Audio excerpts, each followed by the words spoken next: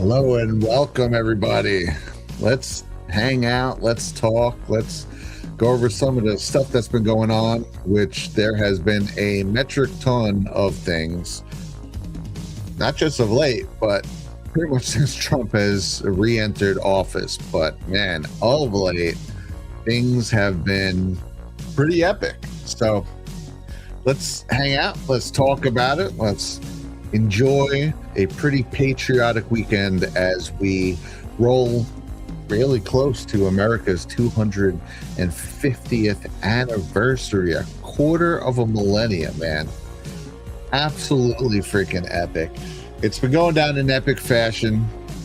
The Nitro Circus and the UFC, and there's rodeos coming. It's just a party in DC right now. So everything has been pretty fun. Also, on top of all the epic things that are happening, which have more consequential, I guess, ramifications.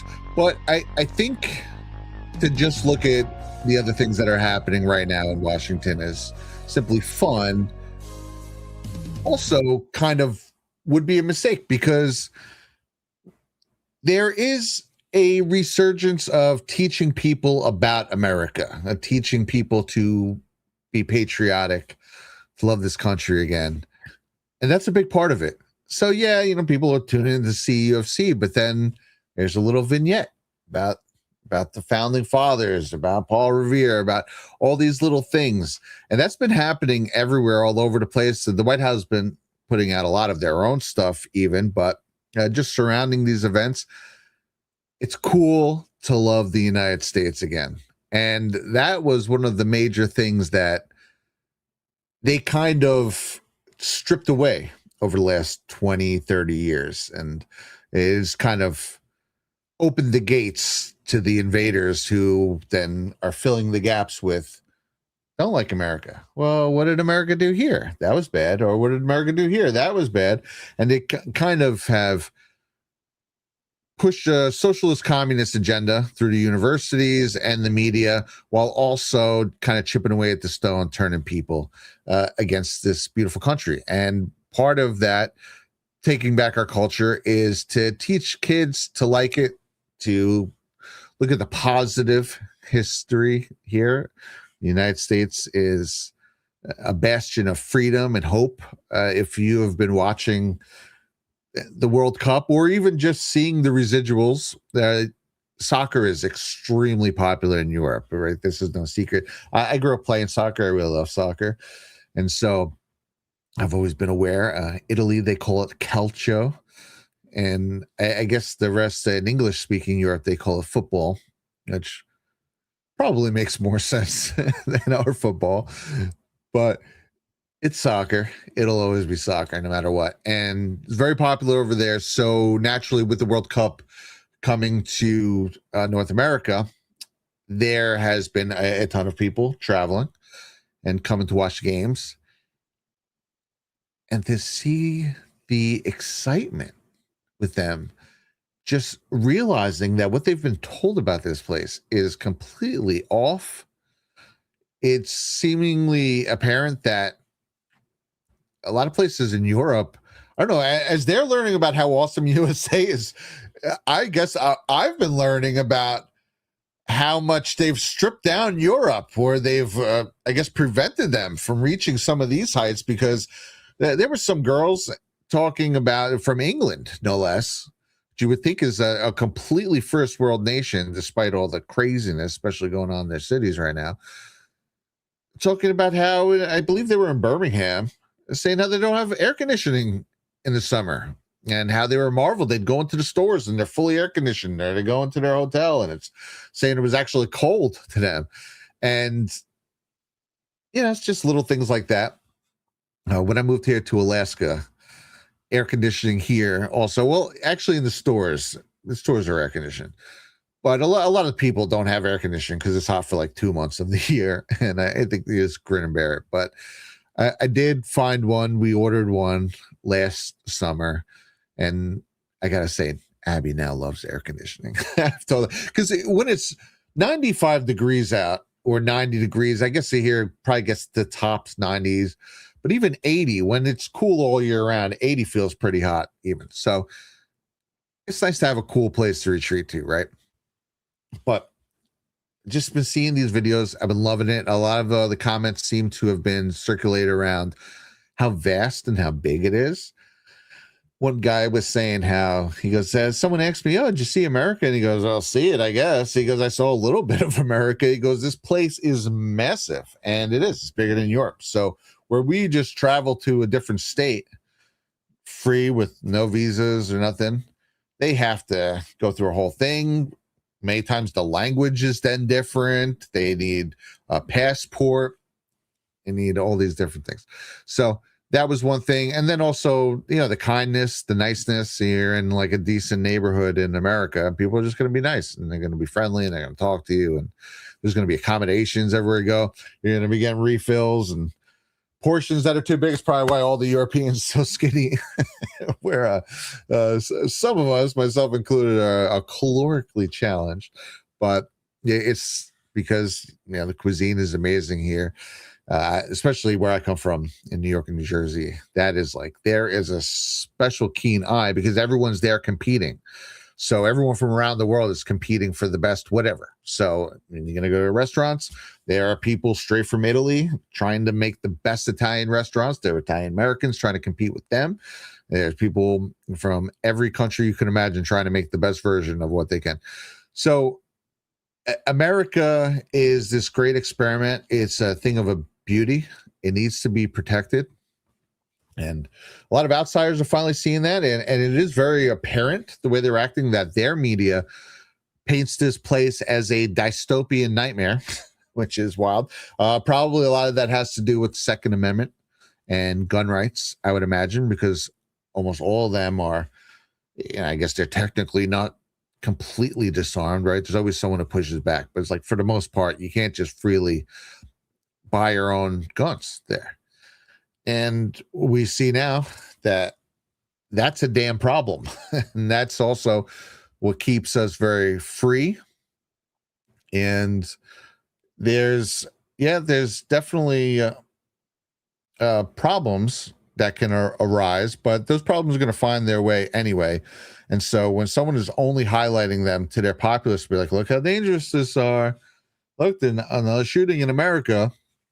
It's like, there's 300 plus million people here, and bad people do exist. So they're going to find ways. You can ban all the guns on planet Earth. Guns will find their way to the criminals. That's for sure, because they're not playing by the rules anyway. Anyway, all that to say is America's back. The celebrating the 250th anniversary has brought a whole influx of patriotism everywhere. And again, also there has been a lot of learning events. And I love that. Who used to do that a lot was One American News. They probably still do. I don't have cable anymore, so I can't vouch for it. But they would just randomly do a little thing on Thomas Jefferson, and just a quick little interlude before the commercial break.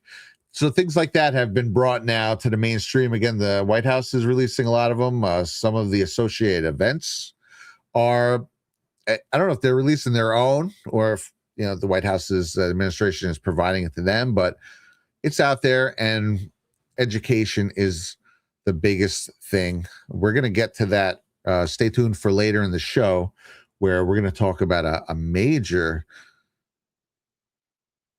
I guess, I don't know if you'd say law, but a major thing that was just passed education-wise that affects 11%. So over 1/10 of all students in America. So pretty cool stuff. Now, I'm going to get to, we're going to start off, there are a lot of things going on. We're going to start with some fun stuff first. And this right here.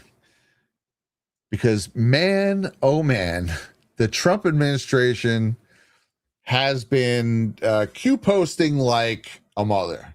And all year, yes, but it has been getting exponentially more and more and more. That's what we're looking at right now.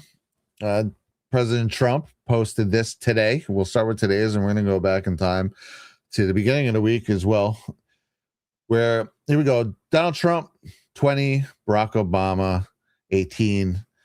I'm just showing, here's someone in military school versus, someone who's just smoking a joint, hanging out, or a rolled cigarette, maybe, whatever.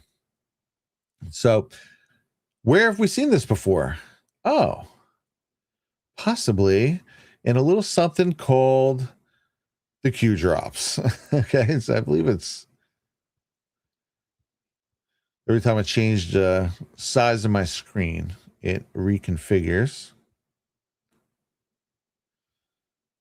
And let me see if I can open this up a little more here. This 4205, is that what it is?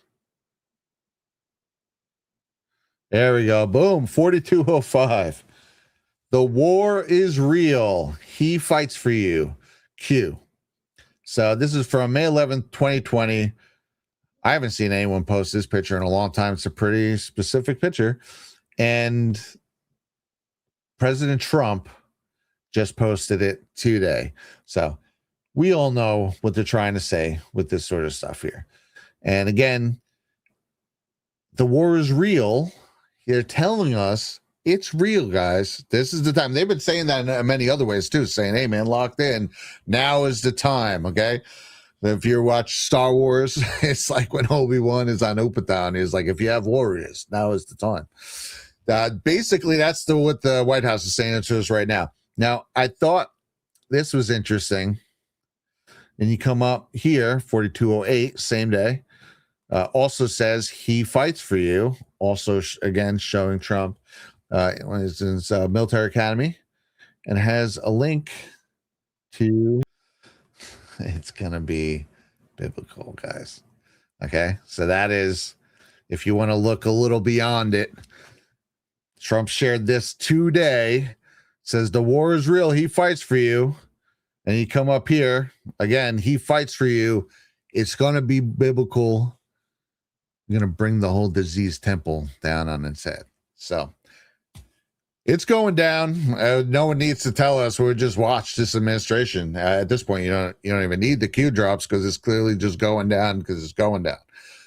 But it's important. I think it's important for them to let the public finally know, like, yes, it was us, guys. Finally, it was us. Surprise. Because they lay out everything that was going to go down in these. Now, over the course of these, they are presented in the media as some crazy, cryptic, insane conspiracy theorists. And yeah, maybe that's a lot of the people who were following them early on. There's always going to be, whenever you get a big group, a contingency who kind of go off the rails a little bit, right? That's fine, right? Everyone's trying to find, their true north. But if someone were to just go by the drops, they're pretty straightforward. They're information, okay? Very much so after, I'd say, the first 6 months to a year, they became more sharing information. And basically a way of the administration say, like, here's just random. Here's an update on the Flynn case, right? That just given to that, saying, did you listen carefully? Topic, rule of law risk. Can you prosecute without prosecutors? No. Can you extend in the public arena? Push coordinated narrative. Swamp runs deep, right? When they were really worked very hard to screw General Flynn. He has finally had his day and has got a little payback, although some things are, there's no monetary value that can be paid back for having your life raked through the coals for years and years, of course. But very much these went through everything that was going on. They're very much about Spygate. It's one of the main things that they were about. One of the other main things they were about were the Iran uranium deal. Well, the Iran deal, right? And what that was about, and getting uranium, how the Obama administration basically helped Iran get tons of yellow cake uranium. Yeah, I've gone over this before. We went over it in detail on the last Magaverse the World. And it is wild. Well, what the Iran deal was, when you go through it, it's like they were just sanctioned years before that, right? Maybe 3 or 4 years, because they had just reached 20% enrichment, or like it was like 19 point something percent. Basically, they hit that first mile marker. When you get uranium to that point, it's much easier to go from the 20% to the 90% than the 0% to 20%. So once they hit that, most places in the world will say, oh crap, they're going for weapons grade.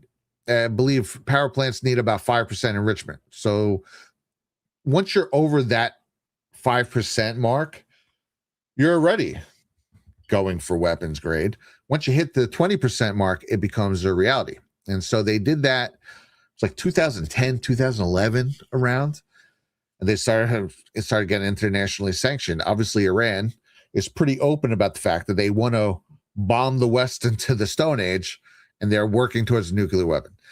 So on the heel of this becoming an international issue, the Obama administration has started working with them and others to form what became the Iran deal, which was finally signed in 2015. I think they started working on it in 2013 or early 14.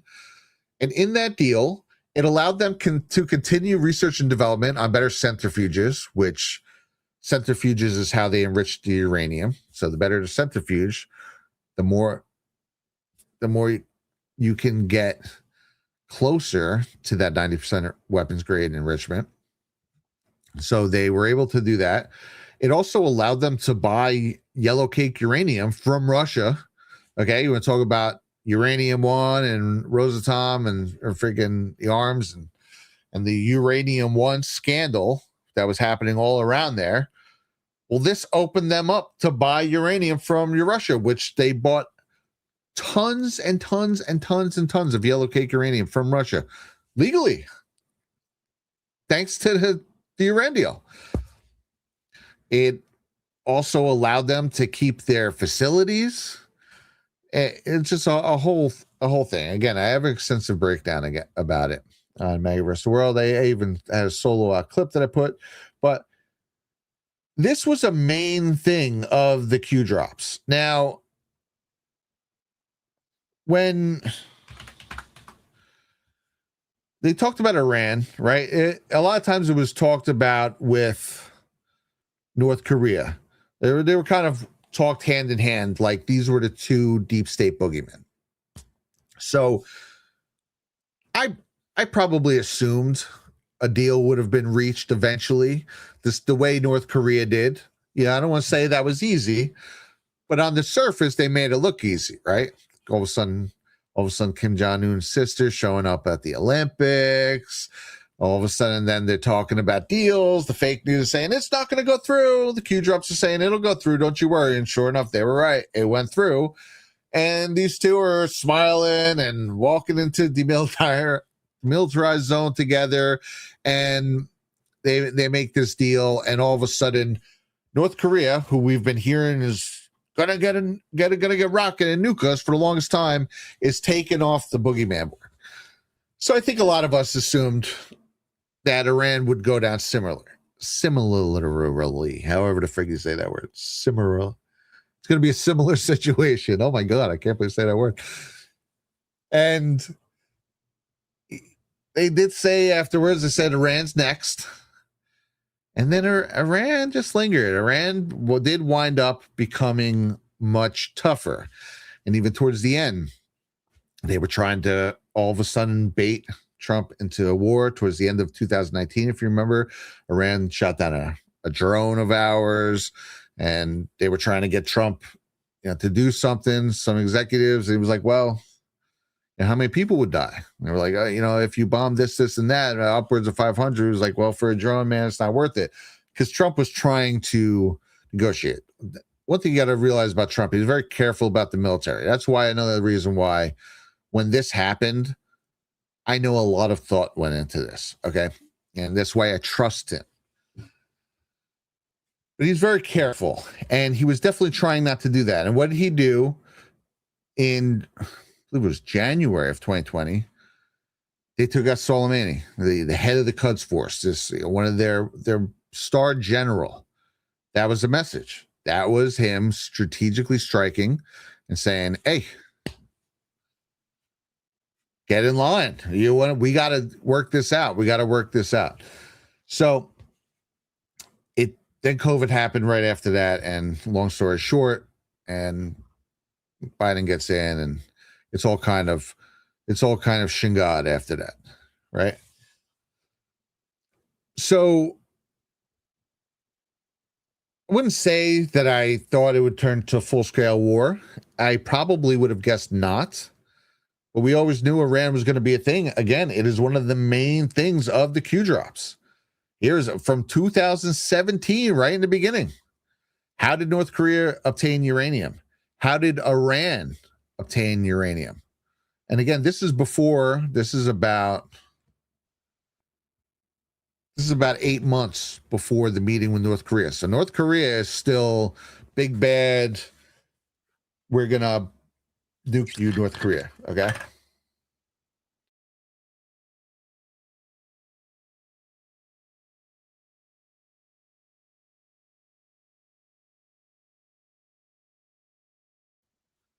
All right. I got like a little tickle in my throat today.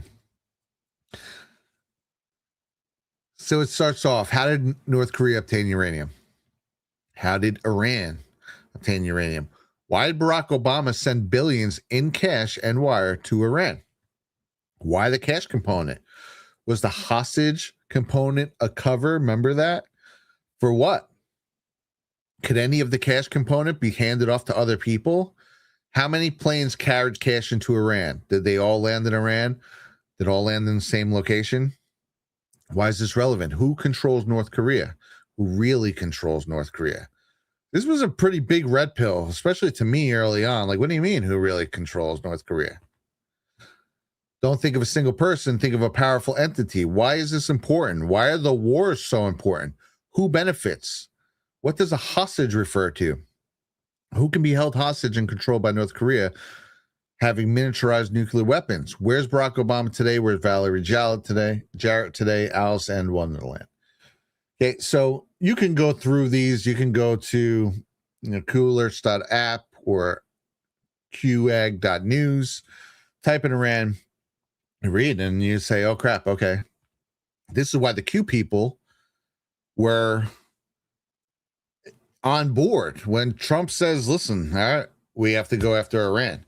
And then all the other people were like, oh my God, forever war. They're freaking out. And it's like, dude, relax. None of the circumstances, it's so weird to me when people do these blanket things where this is a military action or war in the Middle East. So therefore, it's exactly the same as those other wars from 25 years ago. No way, dude. The circumstances are completely different. The leadership is completely different. The objectives are different, completely different. And the way they're going about it is completely different. So again, we always knew. Why are they in there right now? Why were they in there? Because of uranium, to get the uranium because of a nuke. And this is one of the main things that the Q drops were about. They were mainly about Spygate, and also too just about the division in this country.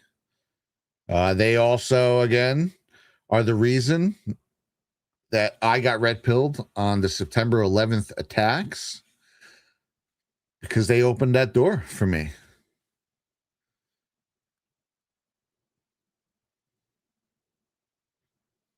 Man, I should just like read all of these. I always thought this was a good one. Uranium 1.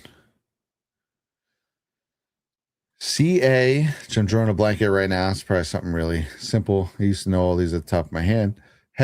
European Union, Asia, Iran, North Korea. Oh, Canada. Okay, yeah, because uranium 1 goes to Canada. Iran deal. Why is this relevant? Reread those drops that we just passed. What does it mean to be covered in gold? A lot of people speculated that why I was talking about the Rothschilds at the time. What couple was photographed covered in gold? Public release was a mistake.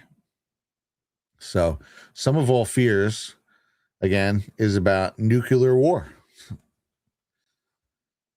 They wanted, Barack Obama was trying to make it a reality when they said, oh yeah, Iran is the big boogeyman. Iran's going to nuke us, right? They've been saying it since the 90s.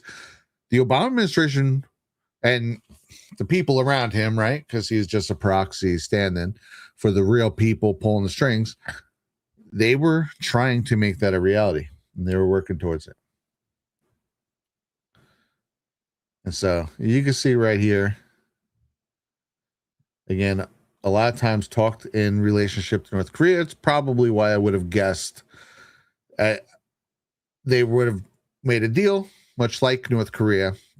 And I believe that's what Trump wanted, of course. I don't think this guy wants to be in any sort of war, but he will do what he has to do. This is it. This is all the cards on the table time right now. So a lot of this is what we're dealing with, and they want us to know. The Trump administration wants us to know that this was indeed them. It wasn't some kid in the basement. It wasn't some microchip of a LARP. Okay. It was them. So when people, they tried to separate him, like, oh, those crazy Q people, like it's something different. No. This is the Trump administration. This is what they laid out, what they want to do. And and that's just it, dude. So now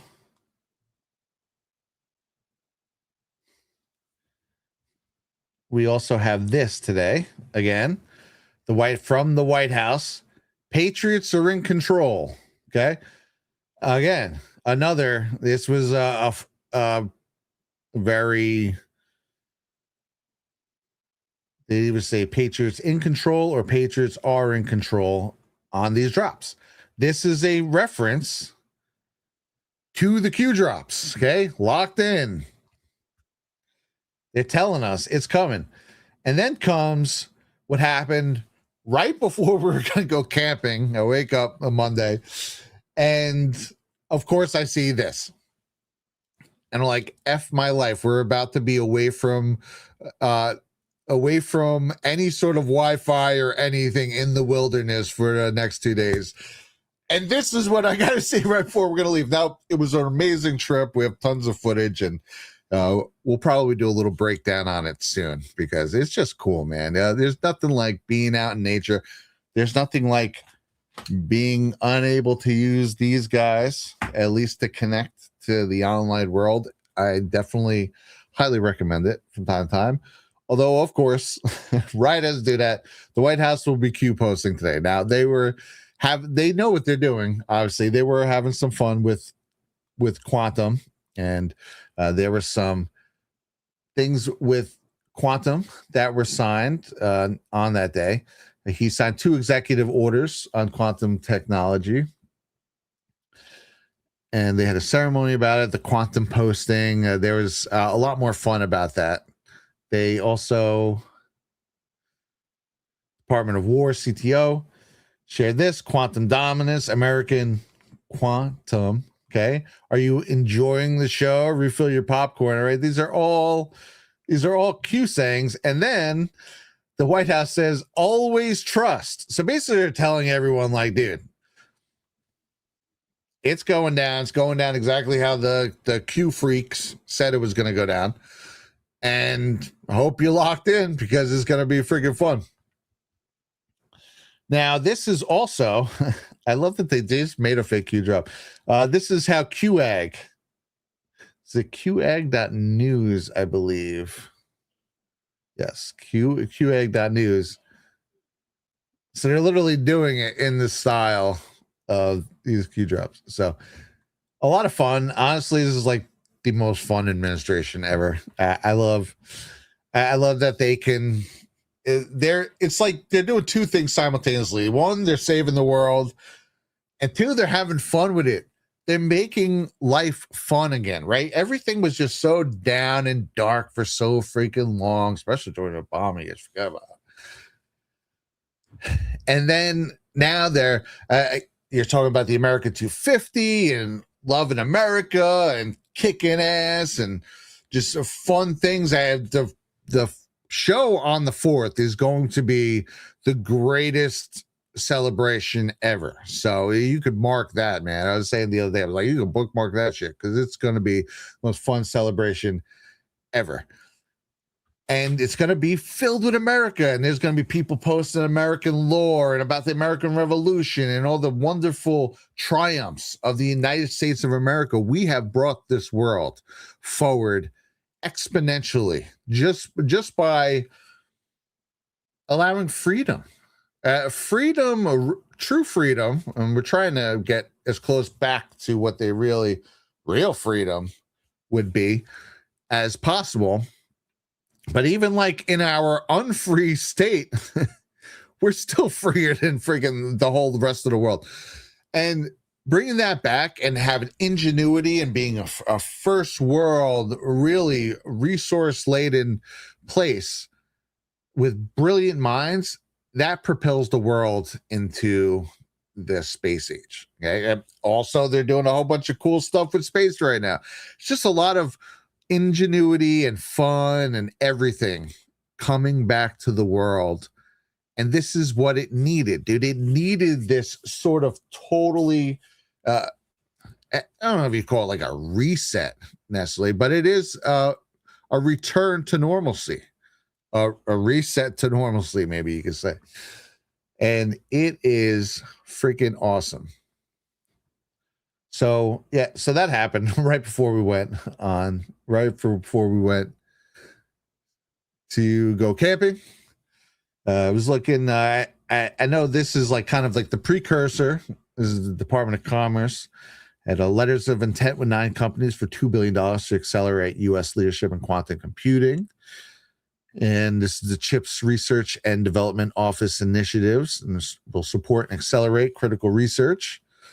So it's like quantum computing supremacy incoming. Now, the 2 executive orders that he did sign Monday, right? This is going back to May. So Monday, when they were leading in to all of this, he signed 2 executive orders. One was ushering in the next frontier of quantum innovation, Executive Order 14413, to focus on accelerating U.S. leadership in quantum information science technology, including computing, sensing, and networking. The other one was securing the nation against advanced cryptographic attacks. That addressed the cybersecurity threat from future large-scale quantum computers, which could, break current encryption by pushing it. Transition to post-quantum cryptography. This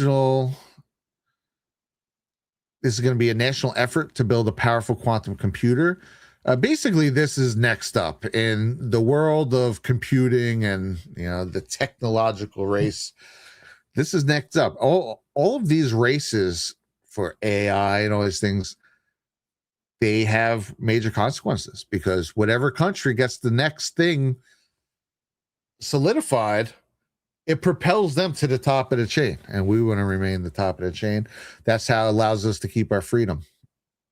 I was talking about supply chains, workforce, ecosystem, strengthens domestic manufacturing, training, updates the national quantum strategy, expands counter intel protections.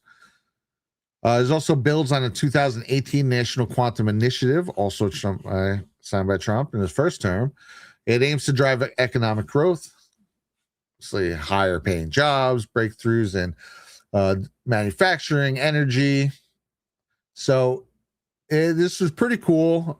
And the fact that they decided to roll it out with a little Q posting, quite literally, if you think about it like that, I just think it's so cool and so fun. And, after so many years of,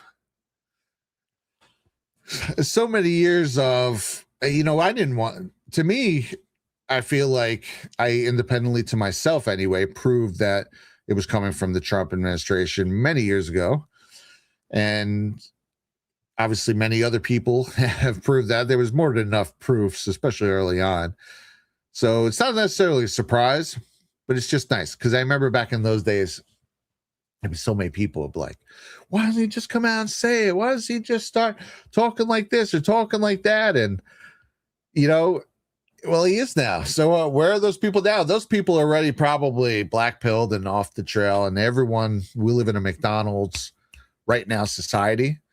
So the fact that they started posting these in 2017 to 2020 and it didn't happen immediately during it, a lot of people that's it. It doesn't exist, blah, blah, blah. And obviously there's also black hat operations always looking to blackpill any sort of truther organizations.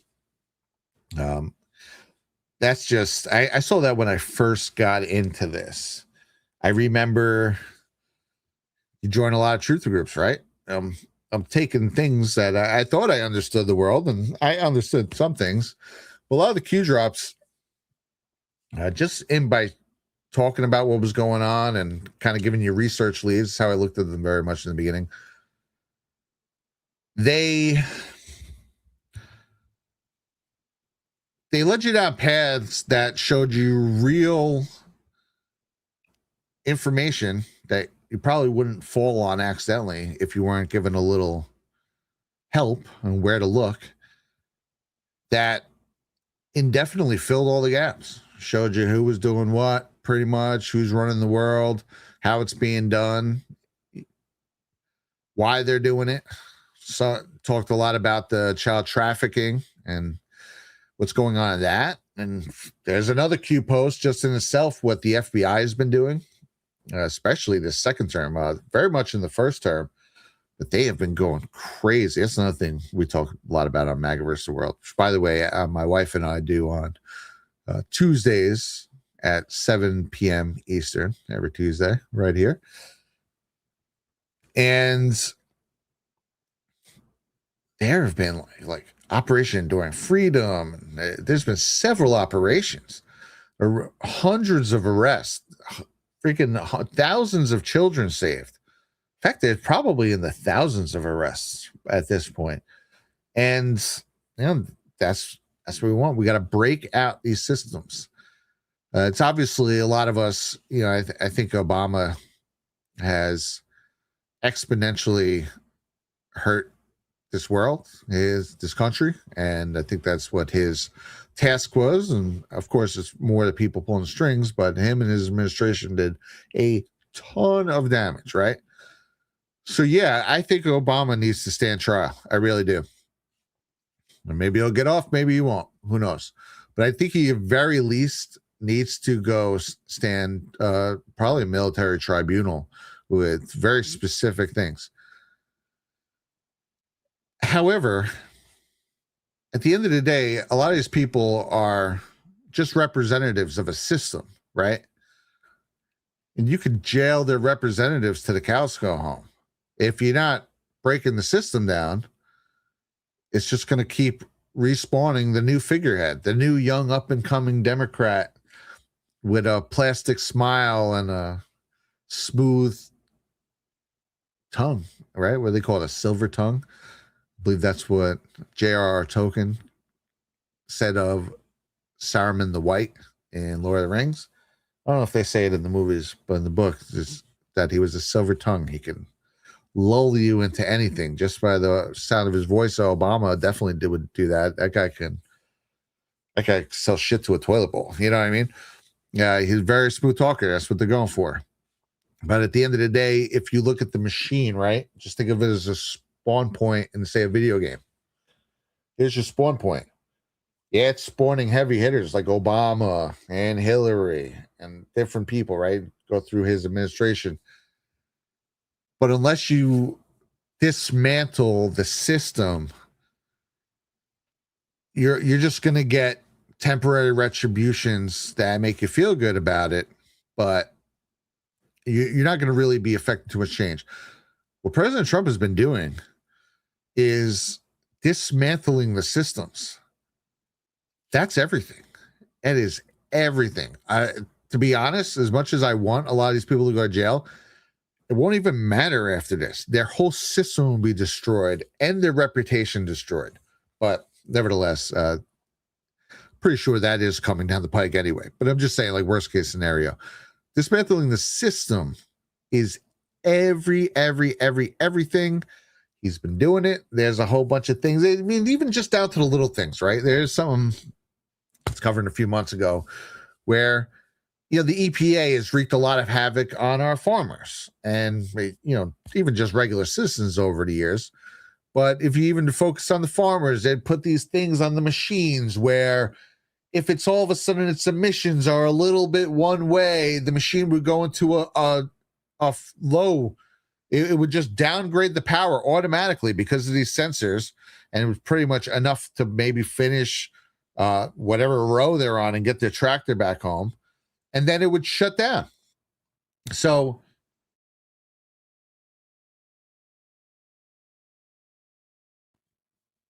that was repealed. Those sensors were repealed. Now they don't have to make the machines like that anymore. That's a big one. And there was a whole bunch of them at the time that they're taking away all these crazy freaking different rules. And the same thing with these gas regulations and stuff. He was just signing stuff on, again, oil regulatory, you know, opening that up.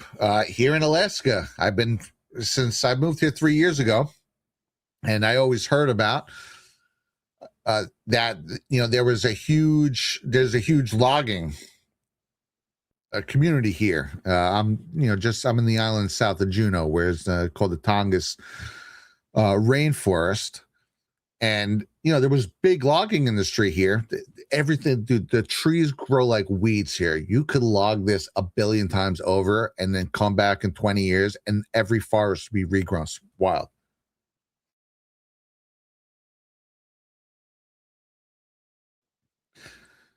But I think it started with Clinton and then really ramped up with Obama, where they put all these regulations on.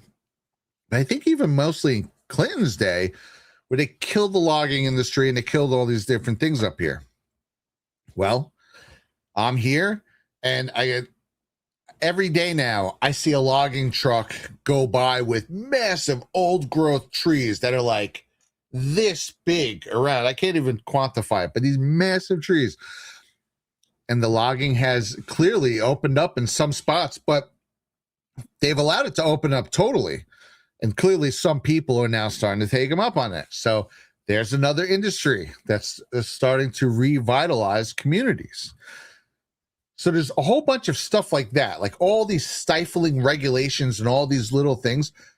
Those, if you pay attention, if you go to that White House, you know, everyone made fun of the White House app, right? Because everything this administration does, unless it's like arresting a Barack Obama on national TV, no one's happy. And or at least the fake plants are tasked to go into the comment sections and breed dissent over it, right? But that app is great. There's also you can go right to the website, and if you just pay attention to the things that the different people he has in these different administrations are doing, they are freeing the United States of America again and dismantling all of these systems that have been built up. And it's just exponential. You talk about like, oh, the war on drugs. Maybe it started with a noble objective, but man, it turned into this kind of war on the Fourth Amendment.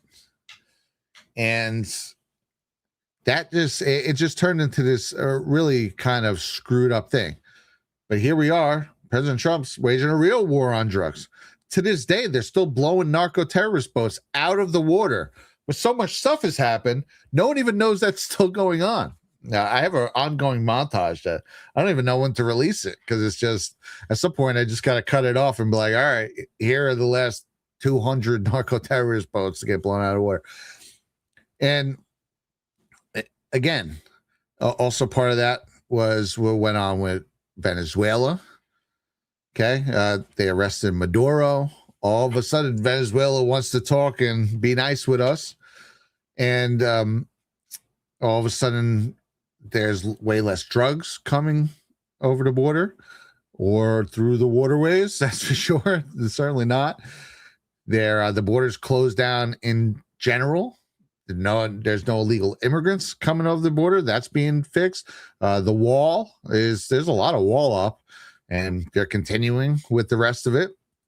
But everything with ICE that has been going on, we're going to go into some of that in a few minutes as well. I hope you guys are comfy. There's a lot of stuff, and I've been rambling a lot, but we're going to get into some cool stuff too as we're going on here. But yeah, the system is being dismantled, and it is absolutely beautiful. Okay, well, this is also, by the way, I just put this here because this is a hair off topic, but this is also what I woke up to Monday morning. And between the White House Cube posting and this, I was like, man, the world is being set right again. But for any of you comic book fans, John Byrne, he did the art on the second run of the X-Men, where it was really what propelled them into a lot of popularity, and that's when they introduced like Wolverine and stuff like that. And he's been apparently since 2018, and I think you can find him on his website. He's been just releasing like different comics, and now they've built up to I don't know if it's like 30 of them or something. And Marvel is going to release them, and apparently he said something. It wasn't even that bad from what I understand about transgenderism, and some of the Marvel SJWs are like, oh my God, boycott it. So, which is what brought it on my radar. I was like, oh my God, I'm a huge X-Men fan, so I gotta get that. But big things are happening with that. We talked about ICE and the border, and we're gonna get to this in a moment. There we go. And first, maybe let's take a look at ye old Rumble Wallet. Because we hear a lot about crypto. And here's the part most people miss. Crypto was created so you could actually own and control your money. After the 2008 financial crisis, Bitcoin was designed as an alternative to the banks. So instead of a bank holding your money, delaying transfers, limiting access, you're in control. And if you ever had to wait for a transfer to clear, you felt that problem. Now, fast forward to today, everyone's heard of crypto, but getting started still feels complicated. That's exactly why I use Rumble Wallet. Takes all that complexity, makes it simple. Choose what you want: Bitcoin, dollar-backed stable coins, or even digital gold backed by real gold. No complicated setup. It connects you with MoonPay, so you can use your credit card, debit card, or bank and be up and running in minutes. Once you're set up, you can even support your favorite Rumble creators, like me, directly. So do this now. Scan the QR code or click the link in the description and download Rumble Wallet. From there, you can set up your wallet, tap buy, and you're in the game. In just a few minutes, you can go from hearing about crypto to actually owning some. Very cool. Very, very cool stuff. And now we'll talk about this, a little bit of a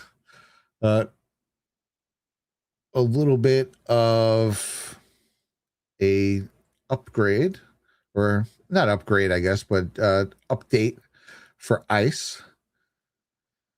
President Trump says, I'm very pleased to announce that he has nominated Lance Schroyer to be our next ICE director. He has 29 years of law enforcement experience in Oklahoma, the state where President Trump won all 77 counties in 2016, 2020, 2024. Lance is a former Oklahoma State Trooper and United States Marine. Hoorah. He's a patriot with real operational experience and proven leadership, with decades of experience locking up the worst of the worst, including spearheading 287G law enforcement partnerships with ICE. I'll tell you what that means in a minute. Lance has firsthand experience of getting illegals off our streets, just like yours truly, President Trump, and our Secretary of Homeland Security, Mark Wayne Mullen. He loves the men and women of ICE. Importantly, Lance Schroyer has what it takes to detain and deport illegal alien criminals. Amen. Including murderers, rapists, and drug traffickers at a rate never seen before. Remember, our administration has the highest daily arrest rate by ICE and CBP than any other president by far. It's not even close. Senate must confirm Lance immediately. Do not delay. Together we will make America safe again. Thank you for your attention to this matter. President Donald J. Trump. So he mentions the 287G law enforcement partnerships. Okay, so what is that?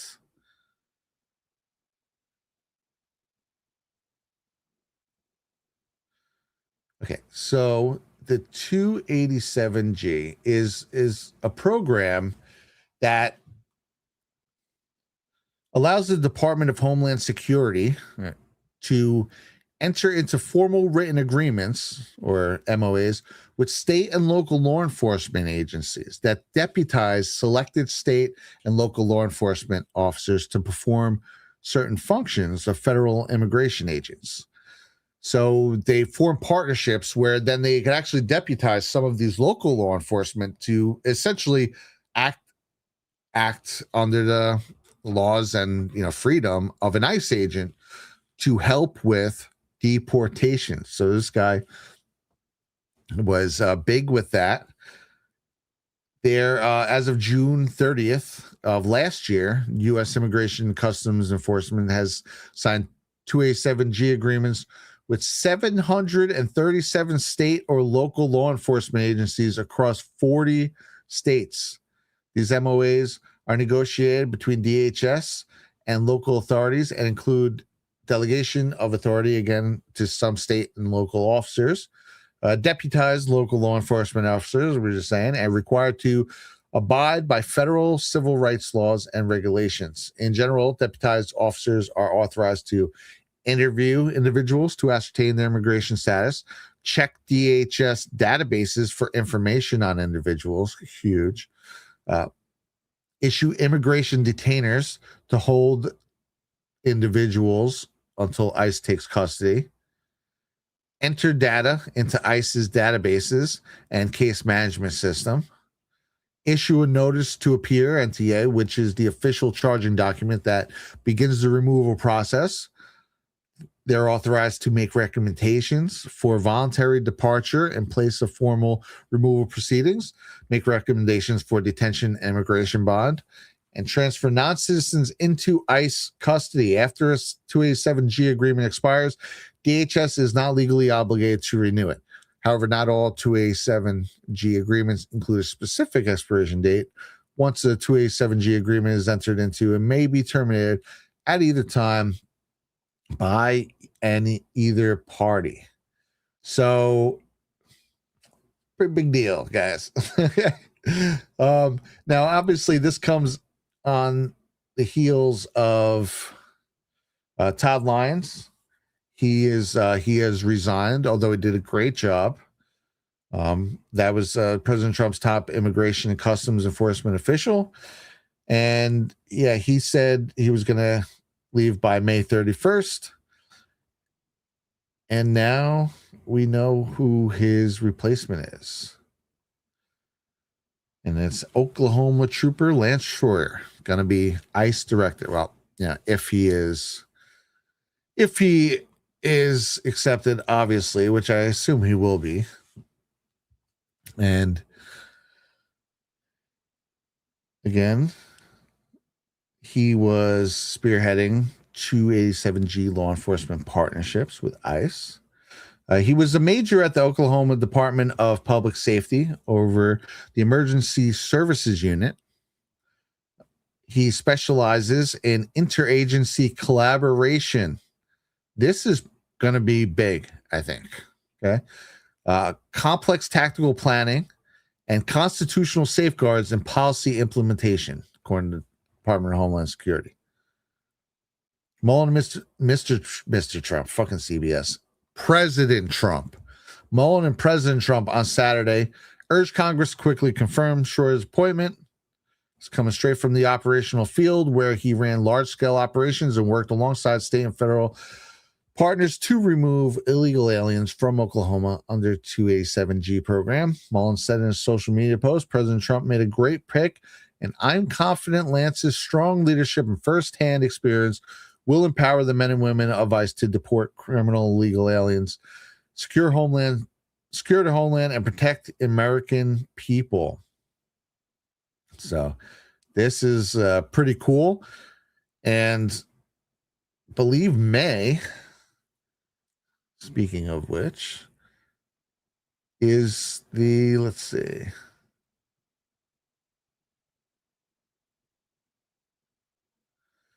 May ICE deportation flights hit their highest level since Trump has returned to office. And so, they kind of, it's funny, it's off the radar now. So there's almost this feeling like I don't know, it's more than a feeling. People pretty much say this with zero sauce, that there's no more deportations going on. It's just simply not true. Deportations have not stopped. And May has reached the highest level of deportation flights. Says deportation flights carrying immigrants out of the United States surged in May to their highest monthly levels since President Donald Trump returned to office, reflecting the administration's intensified push to expand immigration enforcement and accelerate removals. According to data reported by the Washington Examiner, nearly 300 deportation flights departed the United States during May, marking a significant increase in removal operations compared to with previous months and underscoring the administration's efforts to fulfill its pledge of large-scale deportations. Let's freaking go. The increase comes amid a broader expansion of immigration enforcement activities across the country. Since Trump's return to the White House, Immigration and Customs Enforcement has ramped up arrests, detention capacity, and removal operations as part of a wider crackdown on unauthorized immigration. Yes, amen.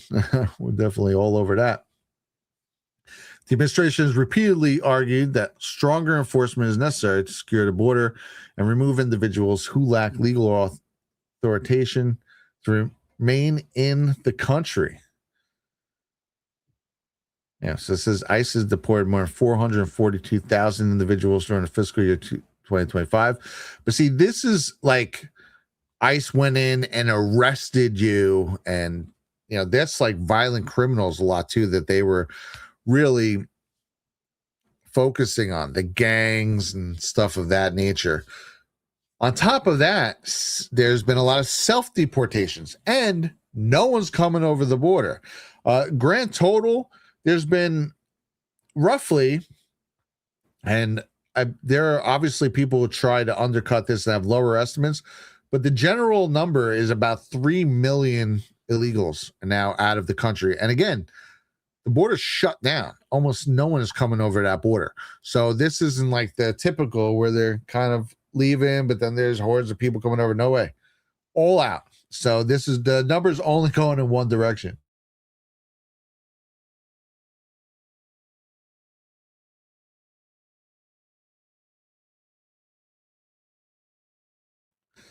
If you just joined us, I have a little bit of a tickle. I'm not really getting sick, but a little tickle in the back of my throat. So I might have to pause and cough here and there.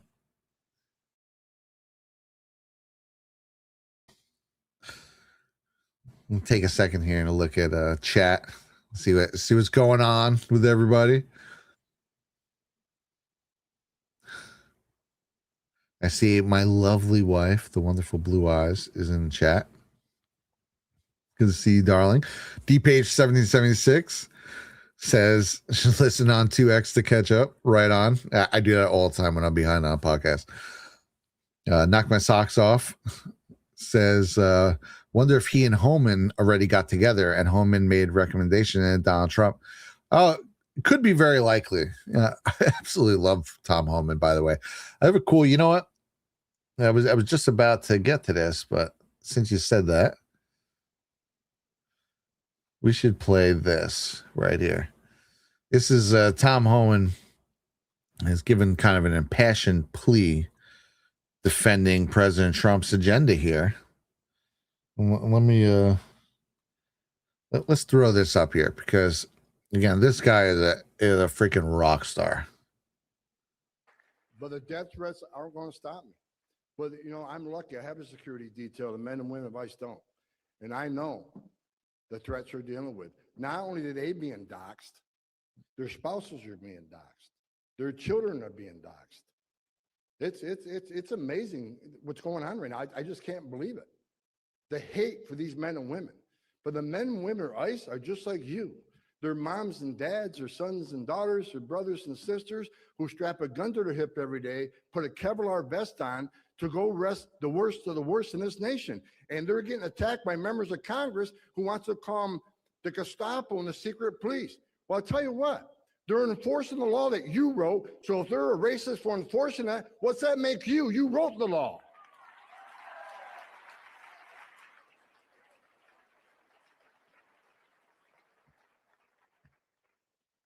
My wife told me don't go to the stage pissed off today, but I can't help it because it's just who I am.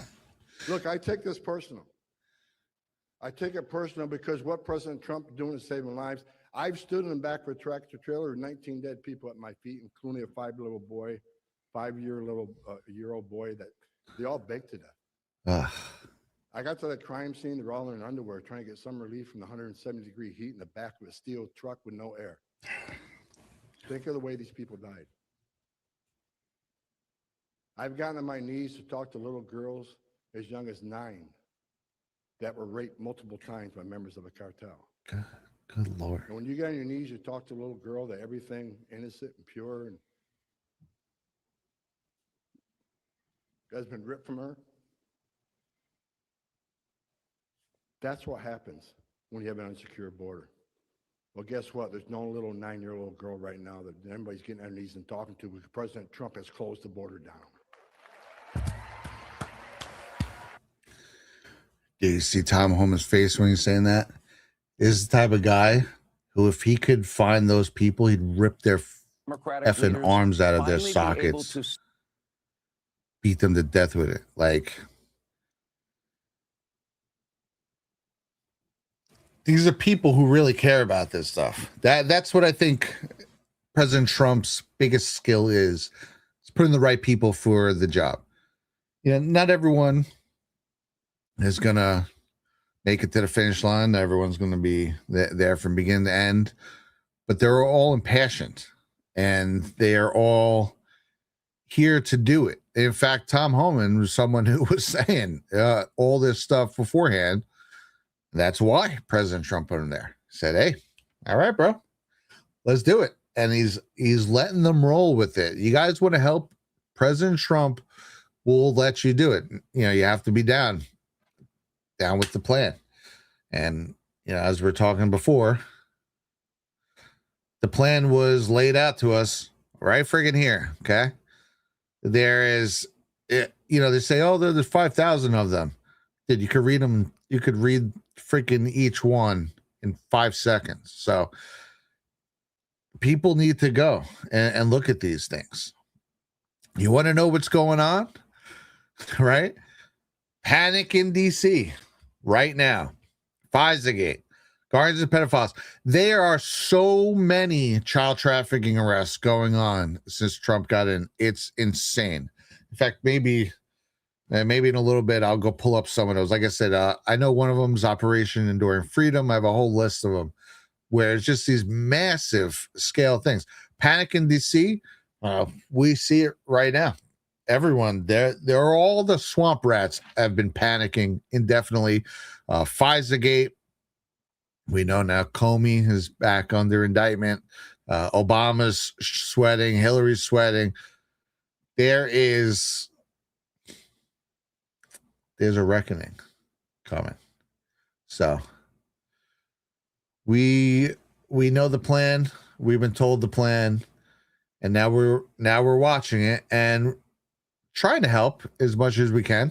Obviously, spreading awareness, I like to think helps. Digging on these people, going the extra mile, going beyond the headline, I think is massive. Because information is everything. Lack of information or hiding information or giving out false information is how they were able to set this up in the first place to get where we were. Now, as I was starting to say before, this is on the heels of, again, Todd Lyons' resignation. Actually, I did say that. I meant to hold it back. And I thought this was a decent clip by Vance, although his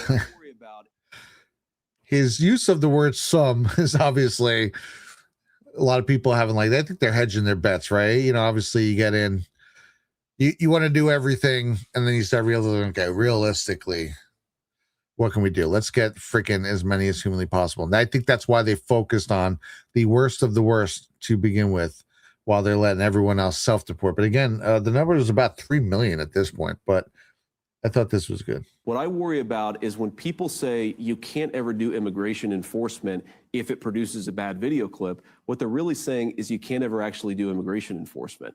We had 12 million people come into the country, into the interior over the last 4 years, or I should say from 2021 to 2025. And we were elected with a mandate to get some of those people out of the United States of America. You can't do that easily. Law enforcement deporting people is never an easy process. So I appreciate your argument that we've gone too far, but we couldn't do nothing. And I don't think there was an easy way to do this. What I worry about. Yeah, JD Vance is a great representative of this administration. He's well-spoken, he's really smart. He seems to get it. And I think that's why Trump picked him. Now, I did like Pence too, although Pence was much more in the shadows. Pence kind of hung back a lot during that first term, which made sense sort of towards the end there, and especially since he turned out to be a freaking traitor. And that sucks, but it is what it is.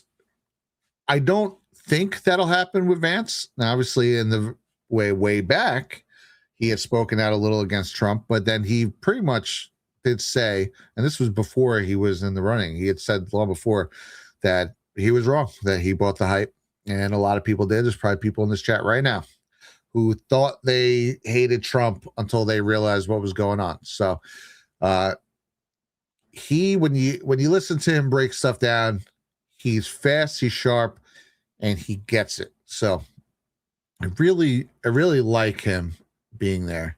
I really like what he is doing. Now, as far as the continuing deportation effort, there were some SCOTUS wins, which is very cool. And here is one of them. The Supreme Court delivered a major victory for American sovereignty, ruling that the Trump administration has the full authority to terminate temporary protected status for Haitian migrants, and Syrian for that matter. The Biden administration weaponized this as a backdoor amnesty to flood the country with millions of unvetted migrants. And that loophole is finally freaking closed. Amen.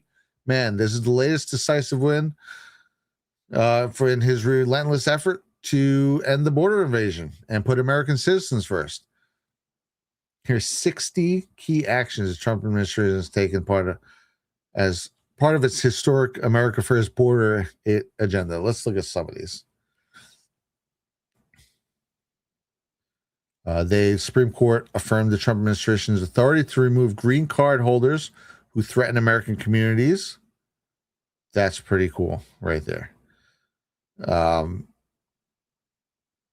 They upheld the Trump administration's policy to swiftly turn back illegal aliens seeking asylum before they set foot on U.S. soil. It's another new one.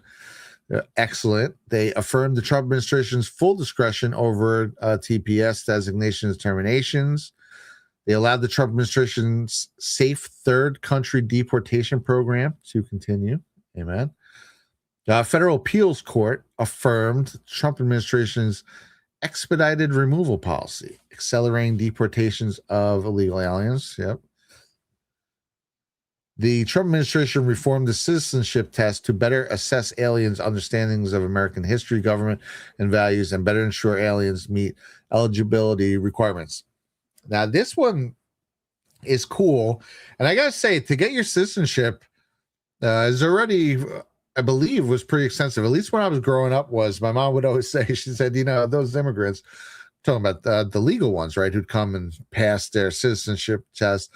She say a lot of times they know more than us because they have to really study that stuff. And I think that's cool. You should. If you're going to come here and you want to be a part of this country, you should have to very much study what is going on and know this country. So I like that. And apparently he's even ramped it up. So that is awesome. Trump administration restored the practice of conducting neighborhood investigations of potential new citizens to verify their claims and ensure we get a full picture of their character. Right on. It accelerated immigration court hearings. That's big, right? Because this is a major deep state tactic, is to bog things down in court procedures. Trump administration restricted access to immigrant work permits, prioritizing U.S. workers and tightened security. They moved to raise naturalization fees, so American taxpayers no longer subsidizing the process. Amen. Moved to secure a financial system against illegal aliens. Ended government-backed mortgage financing for illegal and H-1B visa holders. They suspended refugee resettlement and dramatically reduced the number of refugees admitted. Yeah, amen, dude.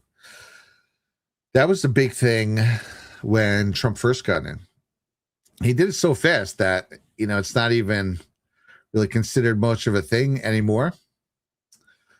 That he stopped the Syrian migrant crisis, and that was just ramping up, and they were just starting to be admitted by Obama, and it was about to explode. And second Trump got in 2017, it was like, I don't think so, buddy. And he put a stop to that because they're just looking to flood our country with these people. It's nuts. I mean, nothing against them, but America's full, man. As they used to have in New York City concrete, there used to be shirts like that. It's called America's Full. And people used to wear them on the job. And, that was kind of normal back in the early 2000s. Now, oh my gosh, someone would have a heart attack if they walk by a construction site. Probably some of the people on the construction site, although I have to assume New York City construction's still pretty based. It's funny. We used to joke that, like, I started in 2002, and eventually OSHA and stuff, they did knock it down a few pegs, but we used to joke that, like, the outer world, it's 2003, 2004, but right here it's 1954. Like, if there was nothing politically correct about working on a concrete crew in Manhattan, I gotta tell you, especially 25 years ago. But who knows now? Eventually, OSHA really screwed things up. I mean, when I first worked there, on a hot day, t-shirt, shorts, no hard hat, just kind of rocking and rolling, no real protection. You're just literally on a plywood deck with the whole city surrounding you, and, 20 stories in the air. It's wild. And by the time I left, you couldn't wear shorts. You had to wear jeans. So picture like 97 degrees in Manhattan on a effing concrete in jeans, and you had to wear your orange safety vest, and you had to be tied off, and then you can't see nothing because they have these big 20-foot walls all the way around the deck. They're called the DOCA system, where it's surrounding the deck, but really it's for falling debris. There's still enough room for a person to fall down. And so it's really just to protect the people from down below and protect the materials. But it's like the view's gone. You have to wear your hard hat at all times. You have to freaking wear this orange vest that catches on freaking everything, if anyone's ever wore a safety vest. And then everyone's tied off. So that's like a harness, and you have a lanyard.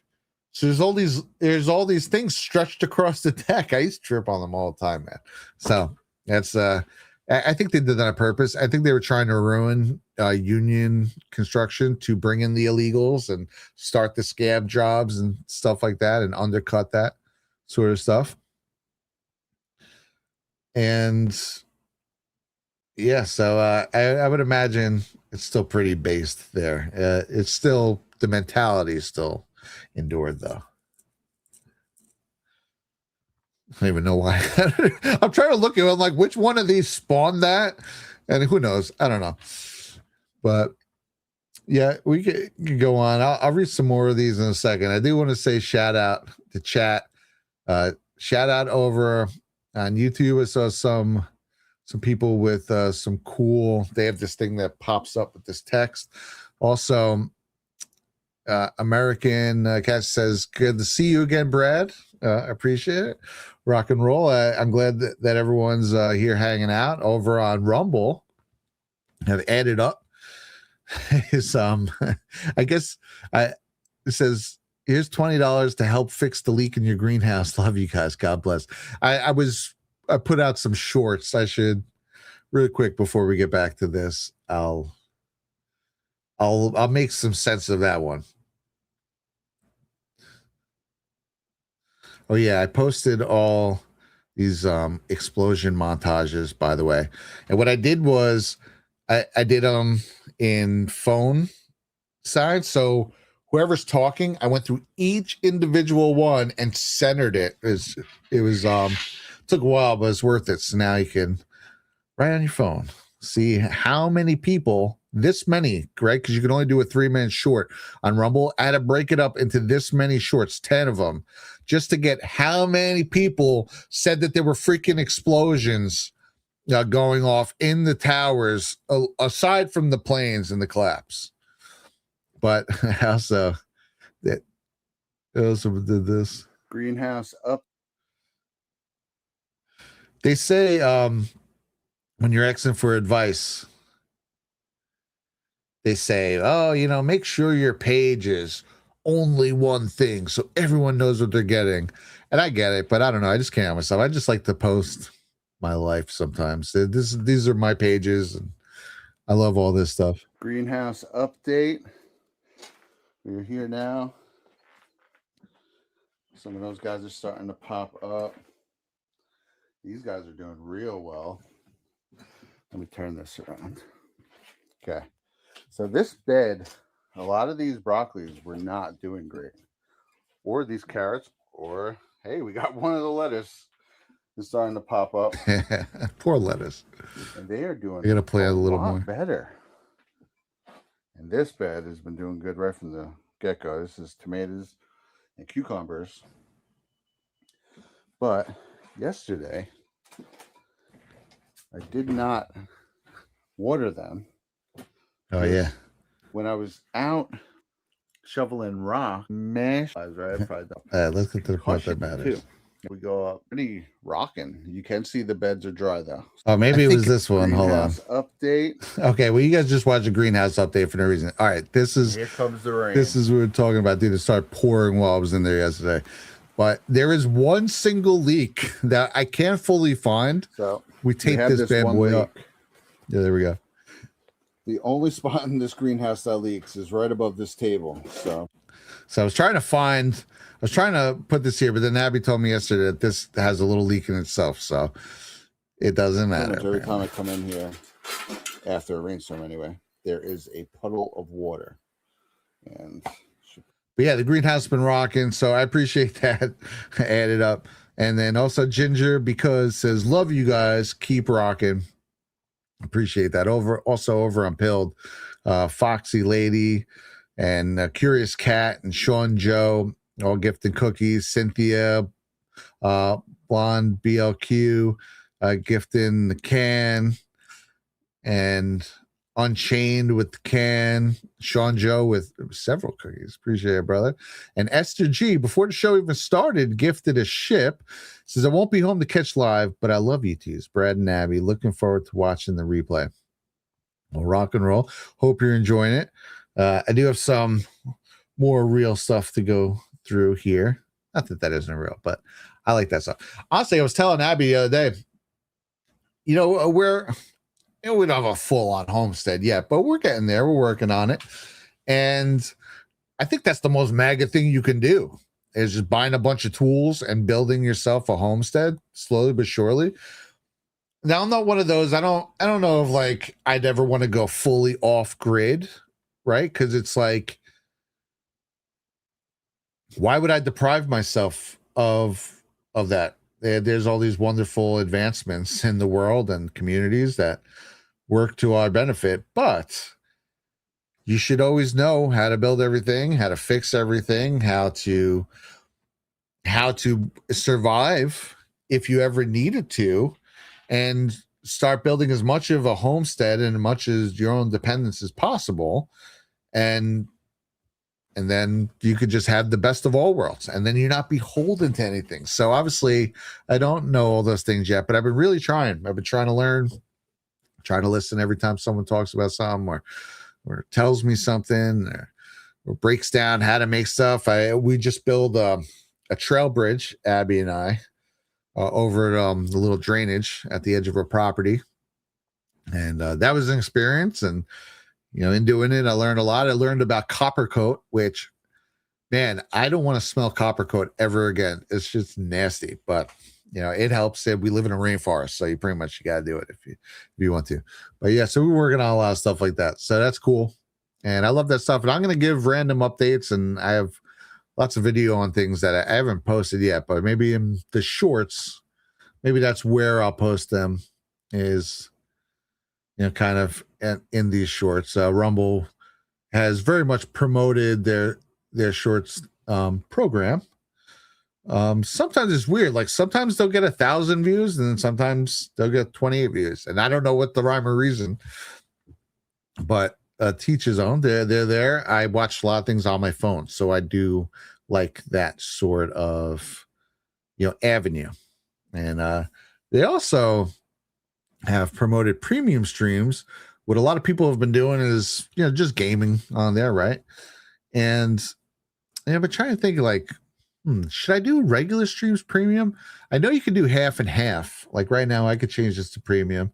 I probably won't for this stream, but I was thinking we've been toying around with some ideas for Magaverse the World to do our whole episode premium, and then maybe have like a post episode kind of hangout. No, to do the whole episode, I'm sorry, regular, because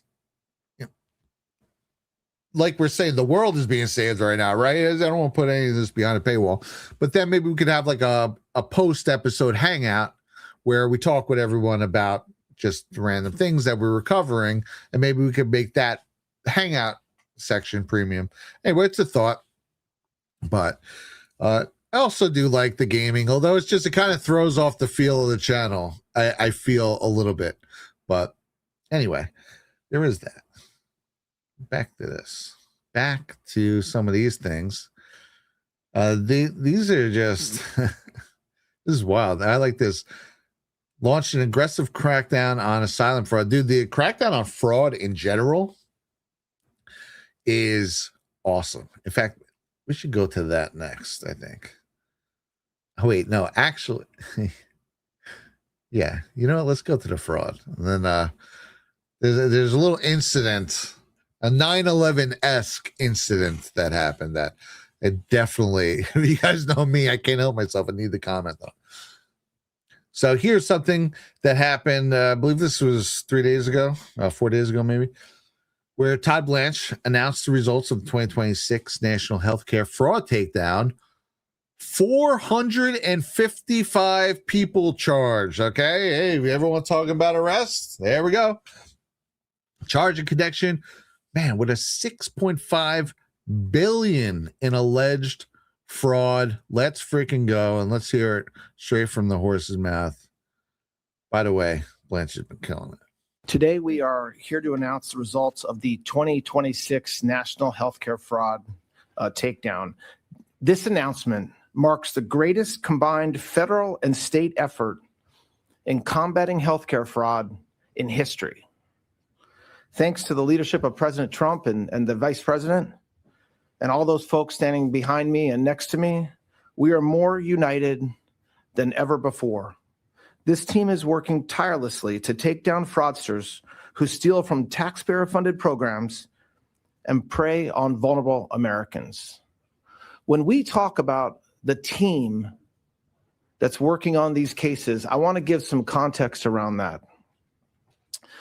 There are 9 healthcare fraud strike forces that have been part of this effort, 57 U.S. attorney's offices, 41 state attorney general's offices, not red states, not blue states, but both working together with the federal government. Multiple law enforcement agencies, including inspector generals, some of the agencies that are here with me on this stage. That's what we talk about when we say this is an all-government approach to combating fraud. It's not just the Department of Justice. It's not just HHS. It's all government, including working with our state and local partners. Today, we are announcing federal and state charges, all of which were charged or unsealed at some point over the past 2 weeks, the past 14 days, coordinated nationwide action. Since June 8th, we've charged 455 defendants across 56, like I said a minute ago, U.S. attorney's offices, and 45 U.S. states and territories. As alleged in the various indictments, these individuals participated in healthcare fraud schemes involving over $6.5 billion in false claims submitted to Medicare, Medicaid, and other healthcare programs. Dude, that is some serious shit right there. And again, there's been so many like this. These guys, he's got so many people working in so many spots, just going off the rails. Like, you don't want to say, like, these agencies, right? They are working even under the Biden administration, right? Things happen, but nothing on this scale, and nothing with such a, I guess I'd say, a bent to involve the American people in the process. And I love that about the Trump administration. I love that about the first administration. You know, there's a reason we know the inner workings of Washington now, because everything Donald Trump does, he stands in front of a microphone, he breaks it down, who he's talking to, what we're doing, what avenues, why we need you guys to get on board for this. And it has just changed everything. And it's brought us, we're supposed to be the ones, right, who know everything about how it works. That helps us in our decisions, who we vote for and all that. But beforehand, it was always this kind of fog of what was going on. There'd be the hot button topics, but no one ever really knew the inner machinations of Washington, D.C. And now we do. And that can't be reversed, man. It's already in the books. That is a beautiful thing. And that was because President Trump moved heaven and earth to do this. And they made sure we know everything. We know what's going on. We know how it's going on. We know who's involved. We know how many arrests there were, one after the other after the other. So that is pretty damn epic. And I don't know, man. It's just so cool to watch. So I'm here for it. Now, we're going to take a moment to tell you about our friends from Emerald Med.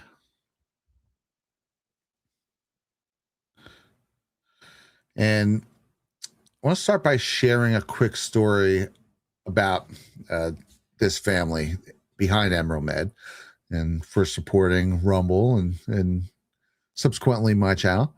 Their father had a rare form of cognitive decline due to his military service that made him unable to work. Their mother had to stop working too, so she could care for him. Their sons discovered a new U.S. Library of Medicine study on various mushroom blends that could significantly support cognitive functions. So they began creating complex mushroom supplements based on that research, not just to help their own family, but to help others. They nearly quit after multiple setbacks and also having their first batch stolen. But fast forward, now they speak at national medical conventions nationwide. Companies called Emerald Med, and their product massively supports brain, immune, blood, and heart function. Your cognitive function optimizes everything you do. You can get knees, heart, and kidneys replaced, but you can't get a new brain. So investing in the only brain you have for the rest of your life does matter. If you want to support a company that supports our channel plus free speech with their marketing, and you want to try a strong mushroom supplement, they have a deal for America's 250th. Just click the link below and use the code for 30% off today. It's currently the most concentrated mushroom gummy in the US. It has up to 400 compounds and is rich in vitamins and minerals. With 6 formulas in one, it's like getting 6 supplements for the price of one. You can click the link below. Try Emerald Med's mushroom gummies, 30% off today.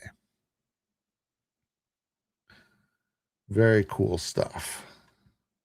And also shout out to, I saw Warrior Mima popped up over on Pilled with Shades. Says, came over to the Foxhole to spend some gold pills for one of my favorites. Currently watching you on Rumble. Love you, Brad. Love you too. Yeah, Warrior Mima is a pretty epic patriot. So it's always cool to get a compliment from someone of that status. Now, as far as there we go. As far as the corruption goes, again, the fraud, dude, they've been really going after it.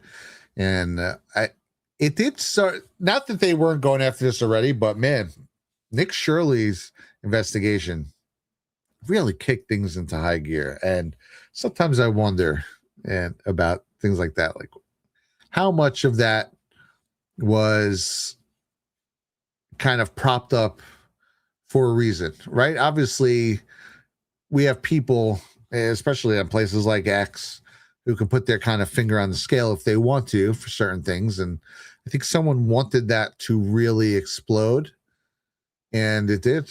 And it has caused a whole culture, I guess, right? There are people who started going out and checking into these places countrywide.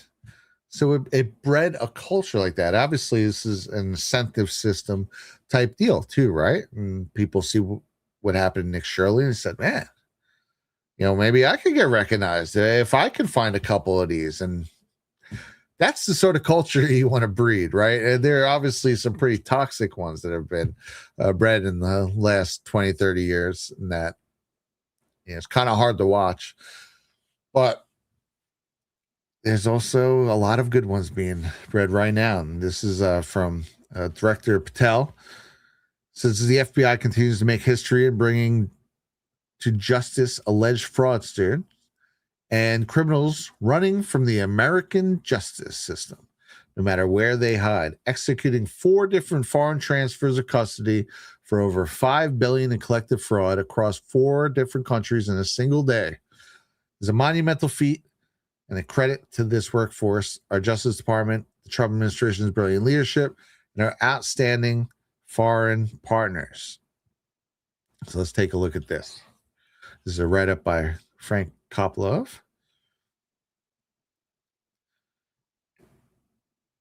And 4 separate foreign transfers of custody in just over 24 hours this week. That's wild. The operations executed Thursday and Friday targeted individuals accused in healthcare fraud, cyber-enabled bank fraud, and advanced fee scams totaling billions of dollars in losses, according to the FBI. One of the transfers involved a most wanted fraudster on an FBI list prioritized by the White House task force to eliminate fraud. This FBI continues to make history in bringing to justice alleged fraudsters and criminals running from the American justice system. Okay, that's what we're just reading. So here are the cases. 1, Herbert Kimball in the Philippines. Philippines? That's one of our territories, right? I believe. Described as most wanted fraudster, wanted for billions of dollars in fraud, was returned from the Philippines. Authorities say he orchestrated $1.2 billion in healthcare fraud targeting Medicaid care from 2014 to 2019 with a focus on elderly victims. Scumbag. He pled guilty in 2024 before fleeing the country. Welcome back, brother. The FBI worked extensively to secure his return. Officials noted that he was the second most wanted fraudster arrested from the FBI's list led by Vice President J.D. Vance and the White House task force to eliminate fraud. How do you freaking do, buddy? Herbert Kimball. Second to Ibrahim Khaldun Hilmali. Oh, I think this is one of the ones. This one in Mogadishu? No, Turkey. His flight from Turkey landed in South Florida early Friday. His initial court appearance was scheduled for 10 a.m. Monday with charges to be unsealed at that time. So we'll find out about that. Helmy faces charges in one of the largest Medicare scams in history, a $3.7 billion scheme to defraud the program.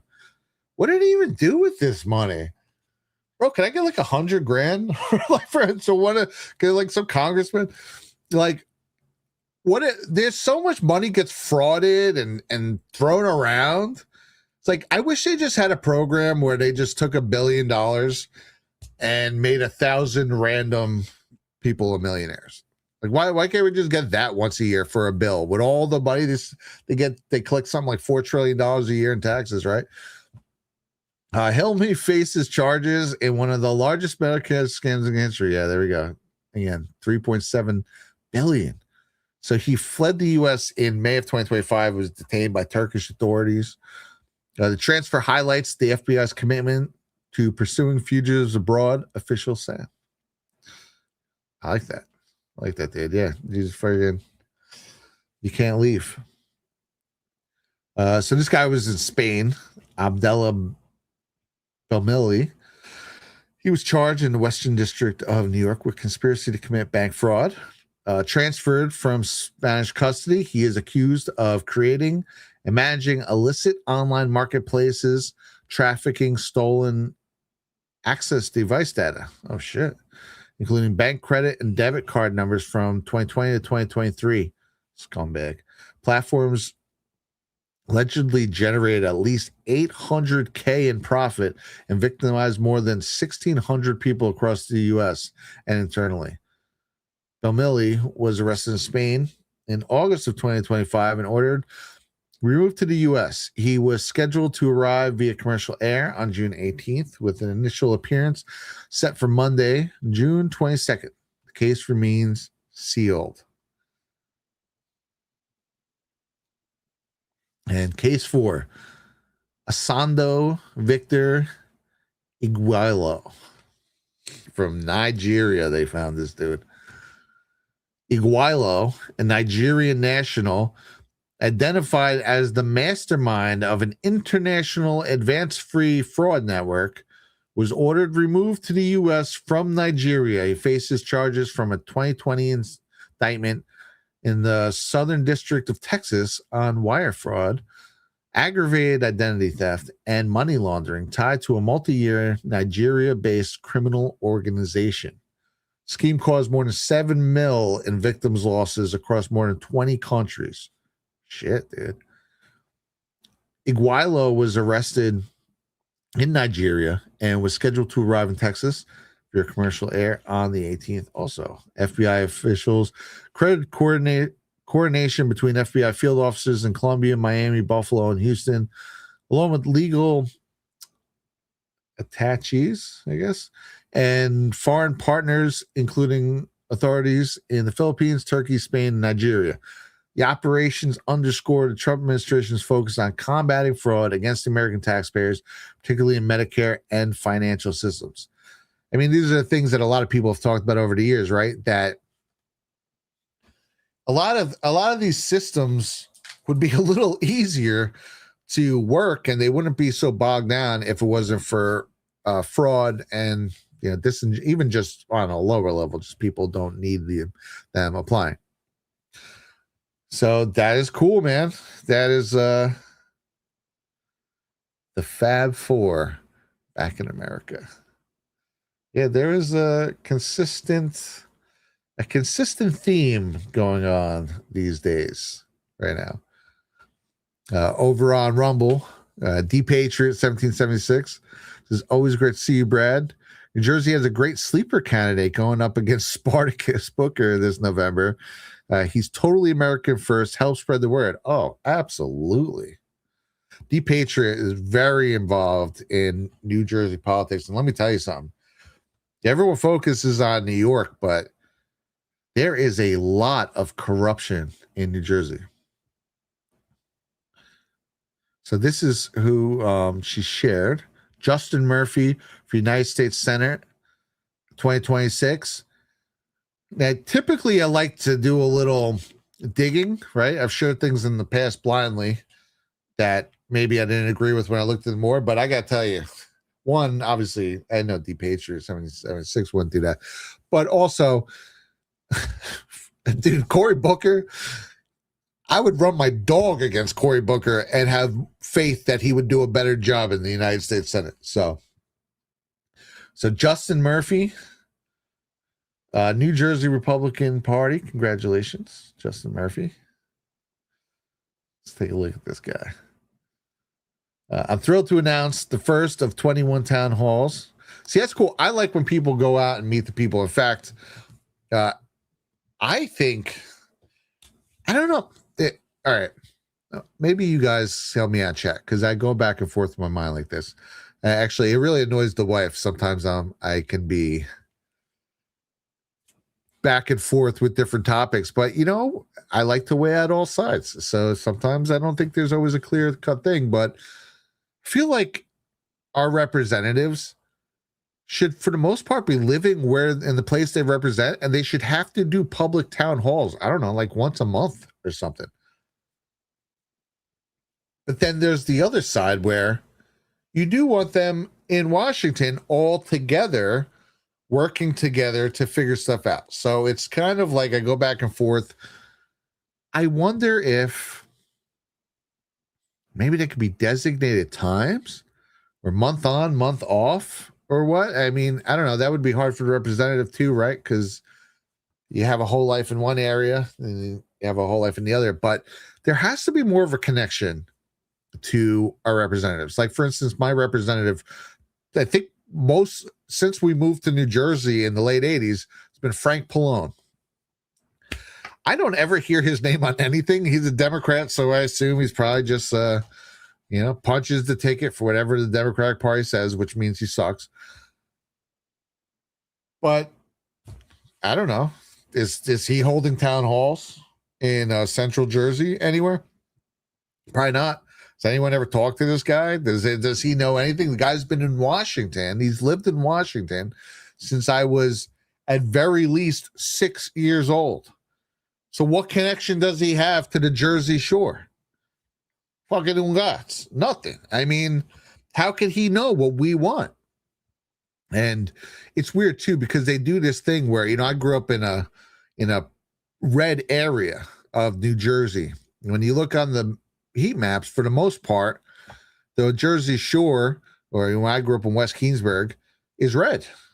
And what they do is they do these weird gerrymandering things where it's like that whole red area on the map is there.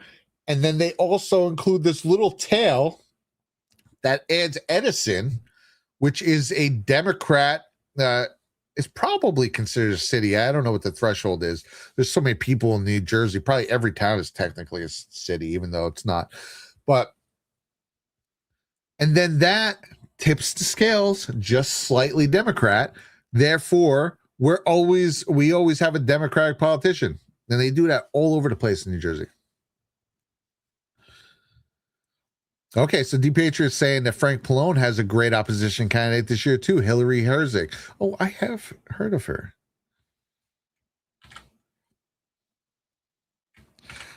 Listen, I'm in Alaska now. Okay, no. But I very much, dude. New Jersey's a based place. So it's so weird to me that it goes Democrat for most times. I don't get it. Like, even New York, dude, everyone I grew up around is like, thinks that liberalism and just kind of like this whole whatever is like the most laughable garbage to ever exist. It's just like, it's not New York. Like, think about your typical New York, New Jersey stereotype, right? Do you think that guy's a freaking liberal? Definitely not. Like, oh, forget about it, this effing guy. Like, think about your typical, if you were making a cartoon about a New York construction worker, Do you think that guy's gonna be like, yeah, gay rights? Like, definitely not. Okay. So it's weird when people put New York and New Jersey in the same breath as California. It's like, well, I don't know. Well, though California has base people too. I don't know. Okay, so here's Hillary. Oh man, dude, if she could beat Pallone, that would be incredible. And then also, and then for the whole state too. So this guy's going up against Booker. Old Spartacus. Testosterone. I'll get my testosterone. Remember when he said that? He was like, I'll get my testosterone going. I just want to punch him in the face. Like, yeah, dude, you seem really aggressive right now. Relax. Really manly, Cory Booker. Apparently, Cory, he used to go by Tony at one point. He called himself Tony. Tough Tony. Oh my gosh.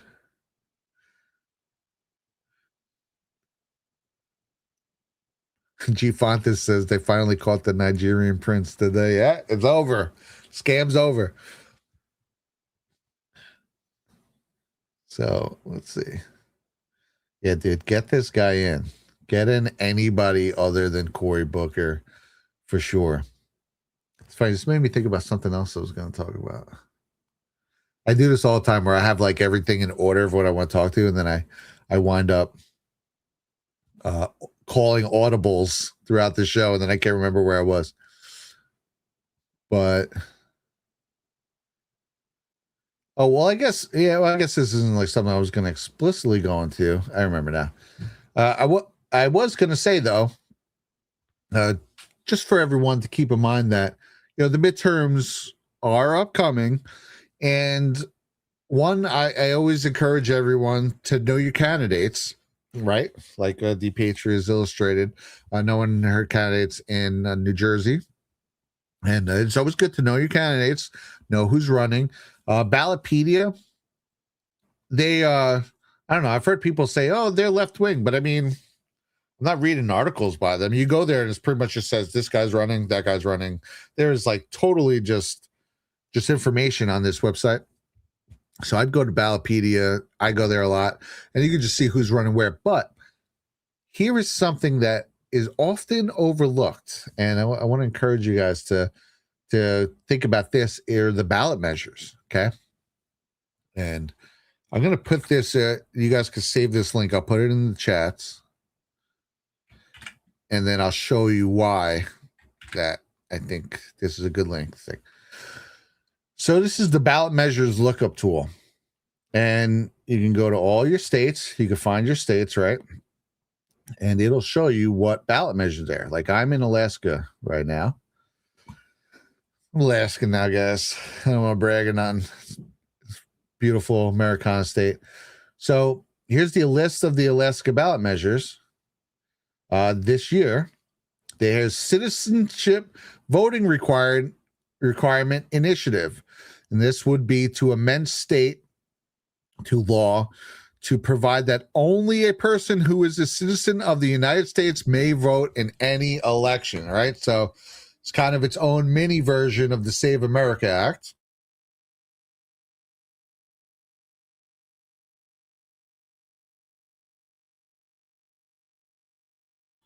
So that's important to know that, because a lot of times they're on like the back of the ballot or they're at the end, especially if you're doing handwritten ballots like here in Alaska. In New Jersey, there was machines, not the mini or Smartmatic or anything. Who knows? Probably still messed with a little bit, but it's just a piece of paper that you could see right through the window. And it just stamps your vote on it right there, and you get your ticket and you hand it in. And a lot of times the ballot measures, say for those machines, are right there on the right.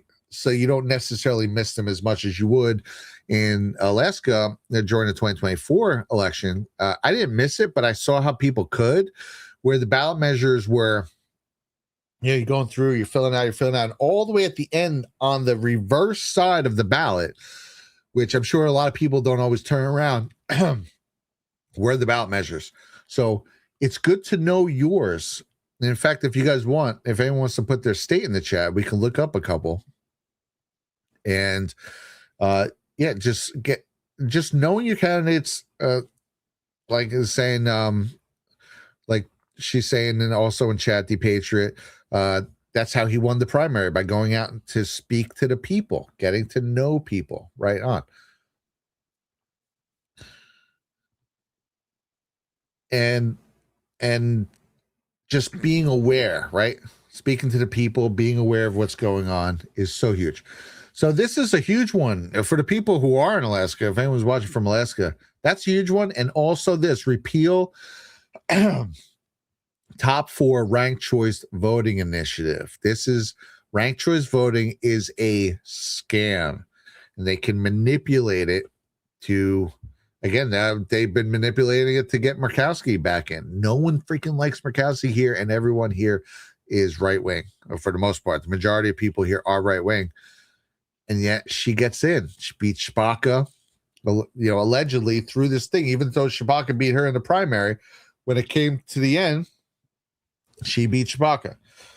And now we have another freaking rhino for a longer time. This was in 2024 that this was on the ballot measure.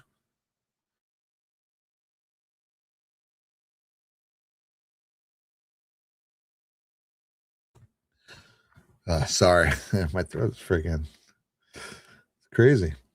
So this was there was some shenanigans here, by the way. And I'm going to tell you why I'm making this point. It does tie into this. So even if you're not in Alaska, this is good to keep in the back of your mind for everything. Okay.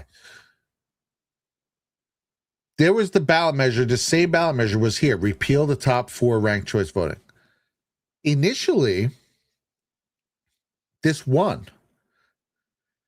And then they had to do the mail-in ballots. And now, here there's a lot of remote communities in Alaska. So there was a real case for some mail-in ballots, right? Now, especially, dude, I live on an island that someone was saying with the camping, and I was talking about how I was camping earlier week on X. And someone was like, oh, they had Domino's there. I was like, well, not only does Domino's not go to that cabin, nothing goes to that cabin. We had to take a boat across a lake. That's how remote this place was to get there. There's no Domino's here, period. There's nothing. I live in a place where there is not one single restaurant that you can order delivery from. There are no fast food restaurants. Not even, you could drive 2 hours, 3 hours, 4 hours to the end of the island. Nothing.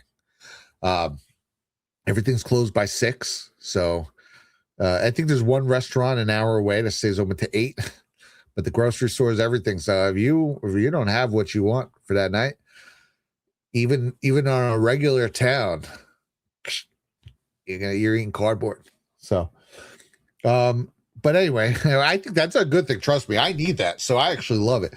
But there are remote places. So there are going to be some probably form of mail-in, although I don't know, there's probably ways around it. But initially this passed, and then they started counting. And at the last 0 hour, the last update, it didn't pass by just a couple hundred votes. Was it about 700 votes? Which to me, which took so long, this didn't happen until I think November 18th. So what's that? It's weeks after the election.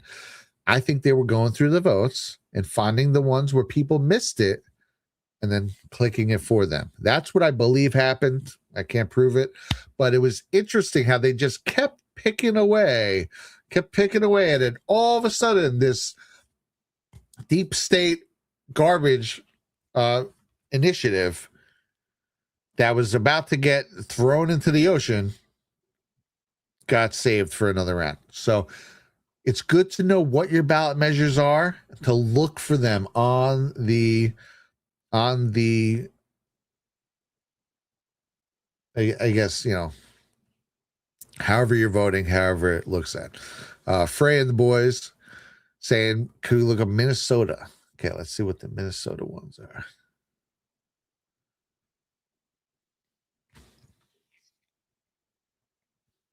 Okay, so there's just one for 2026. It says Minnesota altered management and investment policies for permanent school fund amendment. Description: this will change the administrative policies for investing and distributing the Minnesota Permanent School Fund. Okay, so this I'm not sure how that works exactly. I'm not from there. A lot of times they will give you reference materials. So saying a vote yes supports amending the Constitution to change the administrative policies surrounding the investment and distribution of the Minnesota Permanent School Fund, specifically to state that the management of the fund would need to preserve the purchasing power of the fund over time. And a no vote opposes amending this. So I would suggest just doing a quick look into this. And what does this mean? Does this mean, is this a good thing for your tax money and how it's being spent? Or is this a wasteful thing? And knowing Minnesota is probably wasteful. Poor Minnesota. Minnesota's been getting picked on a lot lately, huh?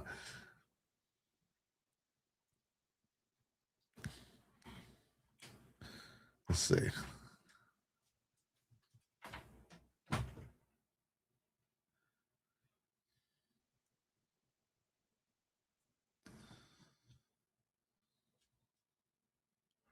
Okay, let's see.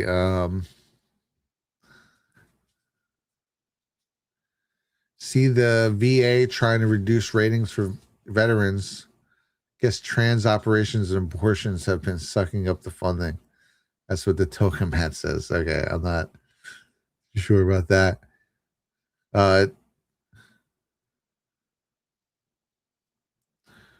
Joe and Dupree's over on YouTube says, "Hey Brad, Codex 911 was a masterpiece, sir. Love your work. Blessings from South Africa." Oh, right on. I mean, I very much appreciate that.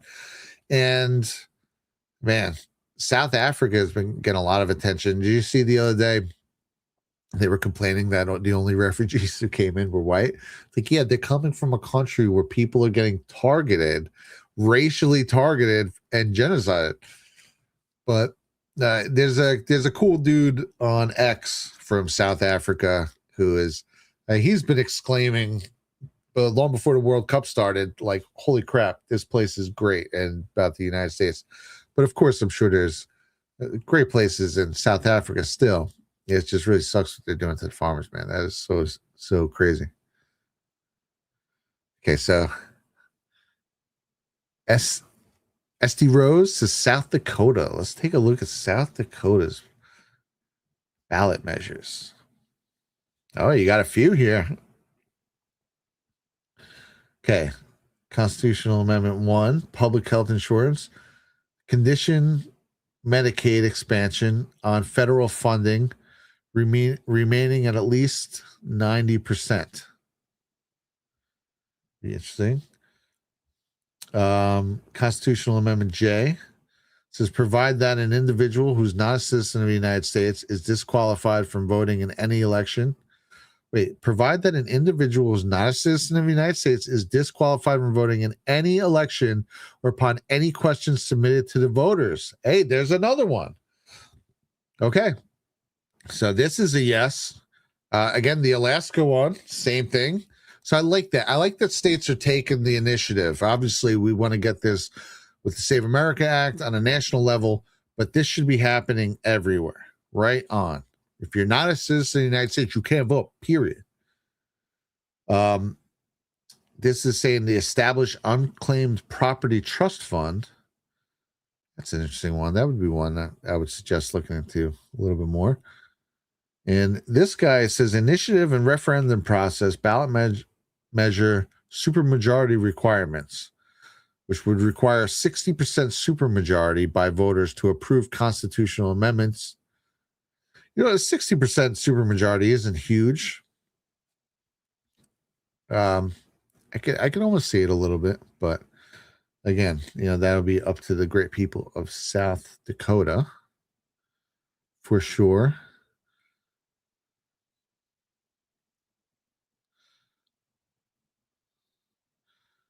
The Patriots saying all ballot initiatives and questions should be a no vote. So is that's in New Jersey? Let's see. Let's go take a look at the good old, grand old New Jersey. 2021. Do they have any ballot measures this year?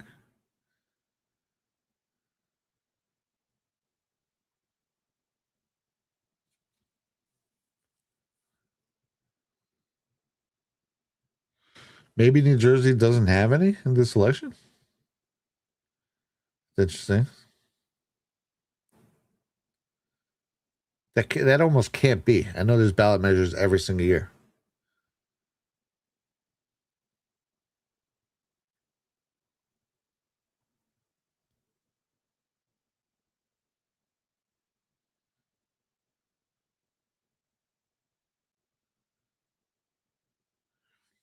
Why should we have to vote that non-citizens can't vote in Senate? Yeah, I know. But nevertheless, dude, if it's on there, I'm voting yes. I am voting yes everywhere for that. Because they shouldn't. I mean, they right, but I get what you're saying. That should just be like, how is that even a thing? Let's see what New York's is. Huh. New York doesn't seem to be showing anything either. Well, what do you know? Maybe they haven't put them in officially yet. Let's go to Texas. Oh, I got a cool story about Texas, by the way.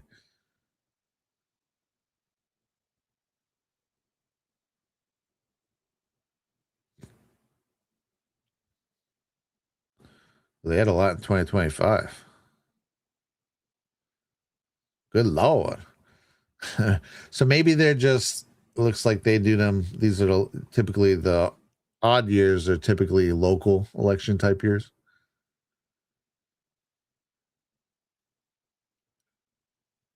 So maybe they might do a lot of them during those. All right, I'm going to check one more. Let's go. Is that Tennessee? Yeah, Tennessee. We should do that. That would be cool one time. I used to do a thing where there was a map where you have to type in the name of each state and see if you can get them. And eventually I was able to get each state. Okay, so Tennessee. Everyone, what up, Tennessee, if you're out there? Says, so one is remove the right to bail for specified criminal offenses. Oh, man. I don't need to look at this. I'd probably just vote yes for that, straight up. There's so many heinous things that they allow bail for, whereas I was saying. This one looks at property taxes. Prohibit the legislature from enacting taxes on property. Oh, my gosh. I am a big proponent. I think property taxes are freaking evil. I get it. They support all these different things. Find another way, dude.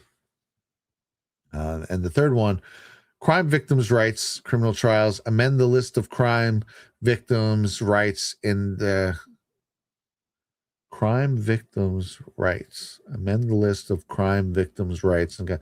This looks interestingly worded. That's one I probably want to look a little closer at. So that's Tennessee. Anyway, so yeah, I would say that. It's always just good to look and see what you're dealing with beforehand. You just want to be a little more prepared because November 3rd is going to be here in a blink. So again, always good to be prepared for that. And you know what? That is what these last, gosh, I guess 10 years now, oh my God, have been about, is awareness. Like we were saying with President Trump, knowing the system, getting to understand how the bread is baked, how everything works, actually getting involved in your election process, getting to know how that is after 2020. One of the good things that came from 2020 is, boy, just in trying to expose all the different ways that they cheated, you really start to learn how the systems work, and they work a little different in each state, and more people started becoming involved. That is exactly what they don't want. They don't want you to volunteer for your local elections. They don't want you to be poll watchers. They just want you dejected and be like, it don't matter, and to not vote, to not get involved, to not just take an afternoon, take 2 hours of your day and just do a little looking on who your candidates are. That's it, 2 hours. You can do it tomorrow and be totally prepared by the time November 3rd comes around. Look at your ballot initiatives. Look at these things. I never used to look before any of this shit. I'd probably know the candidates, obviously, just from watching the local news, but I wouldn't look into them. I wouldn't get a feel for them. Just go to their page, to their X page if they have one, or their Facebook page, and start doing some searches, some keyword searches. How does this person feel about this? Shit, you could even use the AI now. Although I do suggest checking AI, because a lot of times they are just aggregating the liberal crap that's out there. But nevertheless, they are like the aggregator for the aggregators. So if you use it as jump points, you can get a lot of good information good information leads from the AI, and you just ask for the source and you follow the sources and determine what it's like. But that is the way to go. They don't want you doing that. They don't want you, man. They just want you pissing into the wind and complaining, and they want you to stay home and be dejected. I mean, the black pill is probably the most effective destruction of any sort of truther movement that exists. And they've been doing it.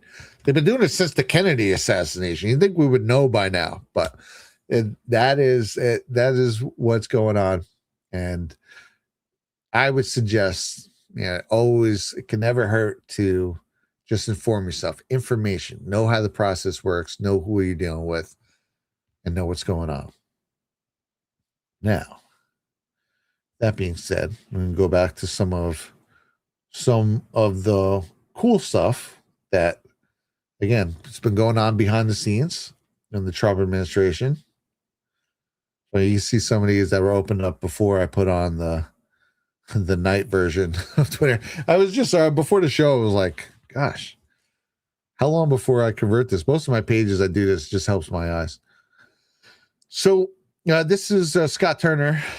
He has been working on to turn around some of the stuff for homeless, the faith-based homeless providers.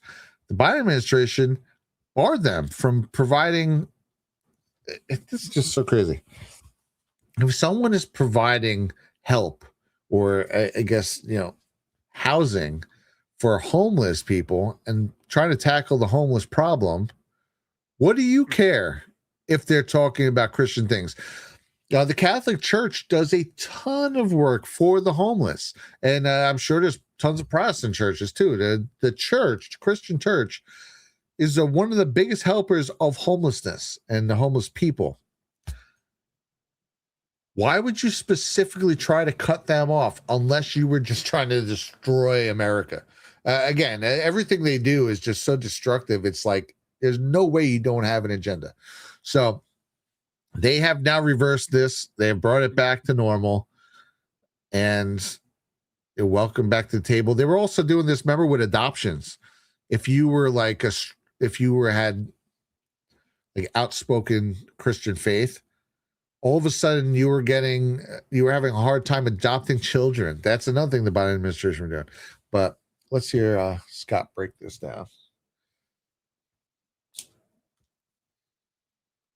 That is why HUD is partnered with faith-based organizations and community organizations to address this homelessness crisis. The Biden administration literally stiff-armed faith-based providers simply because of their biblical values. In some cases, these organizations were barred from receiving funding unless they remove Christian principles from their mission statements. There are more than 350,000 religious organizations in America. Imagine the widespread revitalization that could take place if we provided these groups with the tools they need to uplift their communities. That's exactly why and exactly what we're doing at HUD. We're welcoming faith-based organizations, not stiff-arming them, but welcoming them back to the table and ensuring that they can compete. Amen. Ensuring that they can compete for the funding on a level playing field. And that is why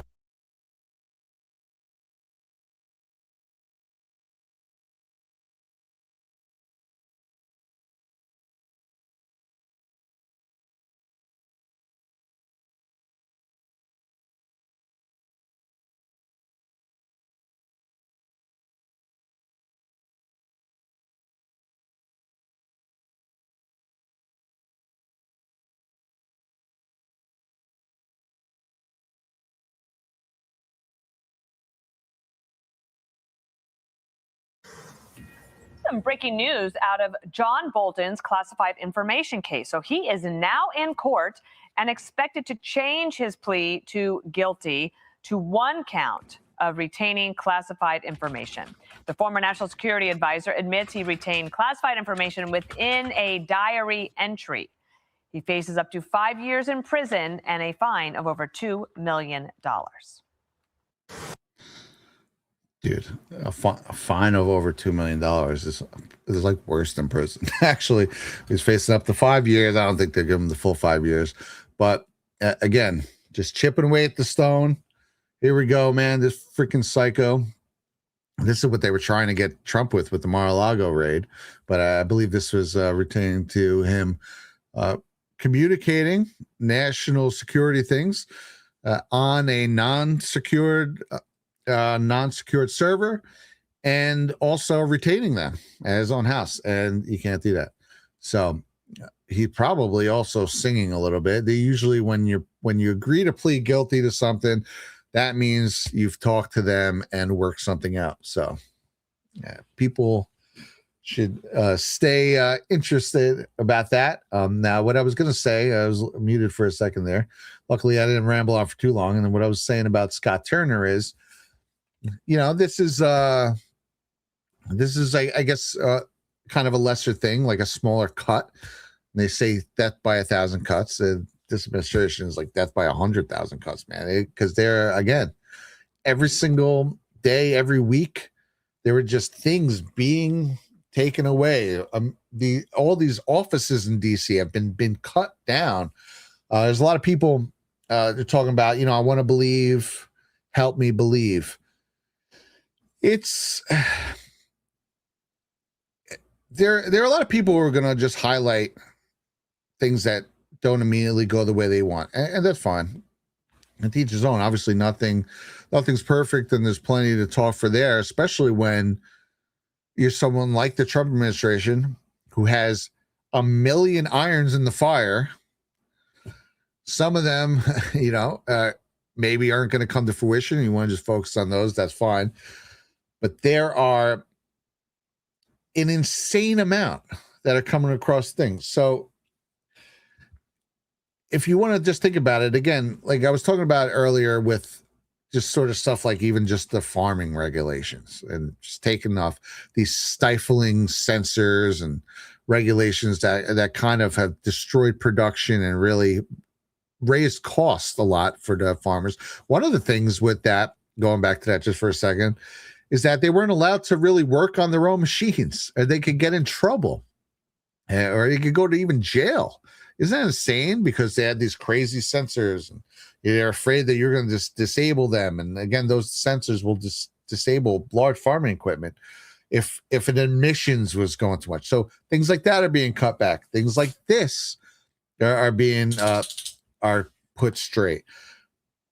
Then, as far as the big things, yeah, dude, you look at the immigration. Like I said, is almost 3 million. Some estimates are saying, between self-deportations and explicit deportations, even other ways, gone. Again, with no one coming in on the border. So that is all net positive, 3 million. Things like USAID being defunded. I think USAID, it's becoming more and more clear. Like it was kind of presented to us like this. You wanted this government DEI program abroad. Okay, yeah, we defunded that. Great. And we broke that down. But now it's starting to seem all of a sudden like, I think they were using that as a sort of way to launder our tax dollars to spread liberal insanity, the woke mind virus everywhere. Okay. You even look at the what's going on in South America right now. Let me see if I can find. There's a great chart that I shared from someone the other day. They're talking about South American elections. And if you look, the whole west coast of South America, which was left wing before USAID was shut down, are now one by one all going right wing, all right wing across the board. I don't see it right away, but that's the gist of it. More and more. This one guy just got in the other day. What country was that? Is it Peru or one of them? Anyway, a guy, big Trump supporter, is it's going to bother me now.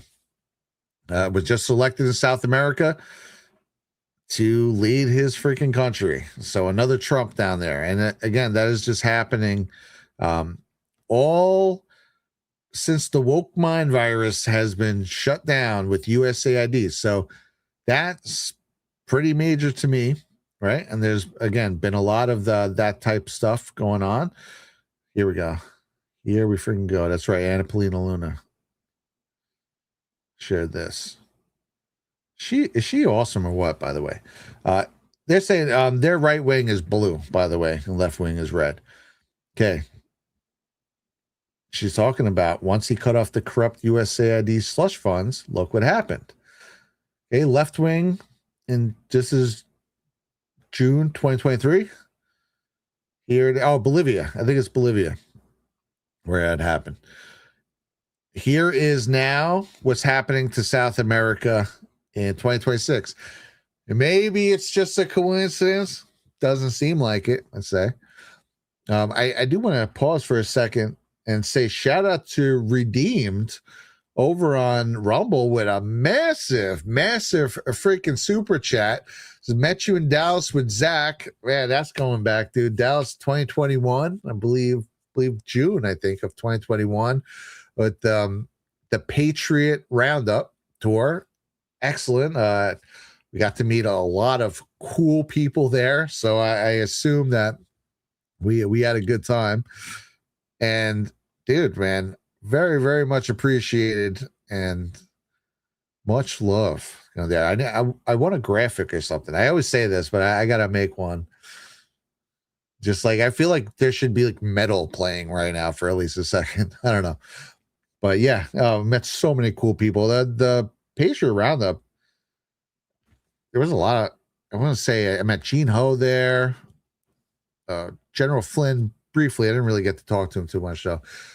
Met who's Sidney Powell was there. George Papadopoulos was there. His wife. They're also two great people.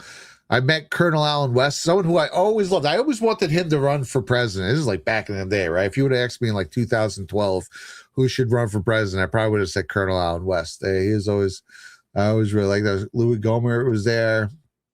A lot of great, and then again, just a lot of my fellow awesome patriots. So like Redeemed, and oh man, I wish I could put a face to the name, but I know we're all kind of anonymous here, but I appreciate that. And again, the reason why we were there is because we were so energized by the first Trump administration. It did so much, man.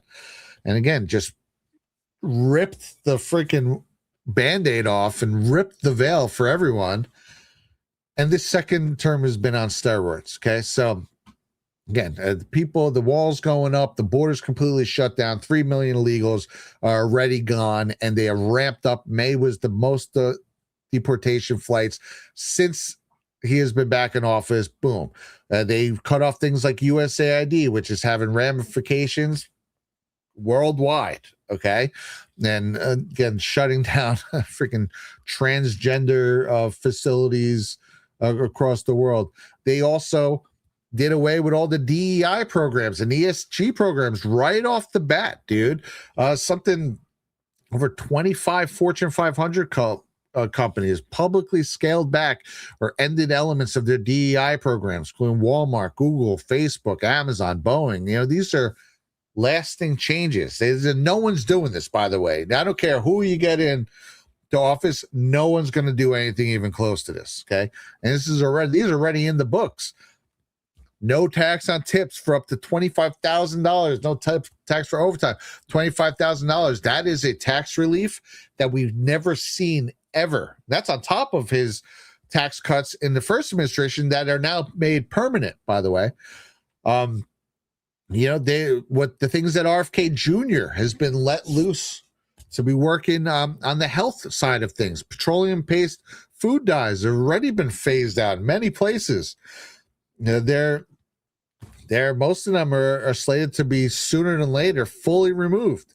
They redid all 17 members of the advisory committee on immune practices. They've been retired and replaced with new members, such as Dr. Robert Malone, Koldorf. 2 states have already banned fluoride, Utah and I believe Miami-Dade County in Florida. The CDC has ceased recommending COVID-19 vaccines for children and pregnant women. The government, every single department, no one's talking about this that much. Every single department is being cut down. Department of Education has thousands of staff cuts in it. Department of Energy, thousands of staff cuts. USAID, obviously, over 10,000 cut, and it's pretty much shut down. HHS staff, they said that some estimates say over 50,000 people have been cut. Now, some of the HHS divisions have been consolidated from 28 down to 15. There have been thousands of cuts across agencies like NOAA, Commerce, Homeland Security, Treasury, EPA. They're approaching, I think, the totals of probably 300,000. And these are from notes that I made. That particular thing is a note I made probably 6 months ago. So it's probably even more, probably approaching 400,000 at this point. Again, the border wall is being finished. They're also opening up things for a smart wall. Narco terrorists are being blown out of the water. The Ayatollah Khomeini, gone, bro. Gone. Iran, the biggest problem in the freaking world for the last 40 years, is being taken care of. Finally, Maduro was arrested. Venezuela has been brought back on the world stage, and they're starting to cooperate with America now. And obviously, a lot of people, myself included, think that this has to do a lot also with our elections. And the Smartmatic train goes back to Venezuela. Sidney Powell, and I think it was her Michigan release, or it might have been that Michigan and Georgia, talked about the whistleblower who said he was there when they were creating the ballot counting software for Smartmatic to steal the elections for Chavez and then eventually Maduro. And Smartmatic, that chain goes to Sequoia, who was then using was leasing Smartmatic's ballot counting software for U.S. elections. And then Dominion bought Smartmatic and got all of their intellectual property.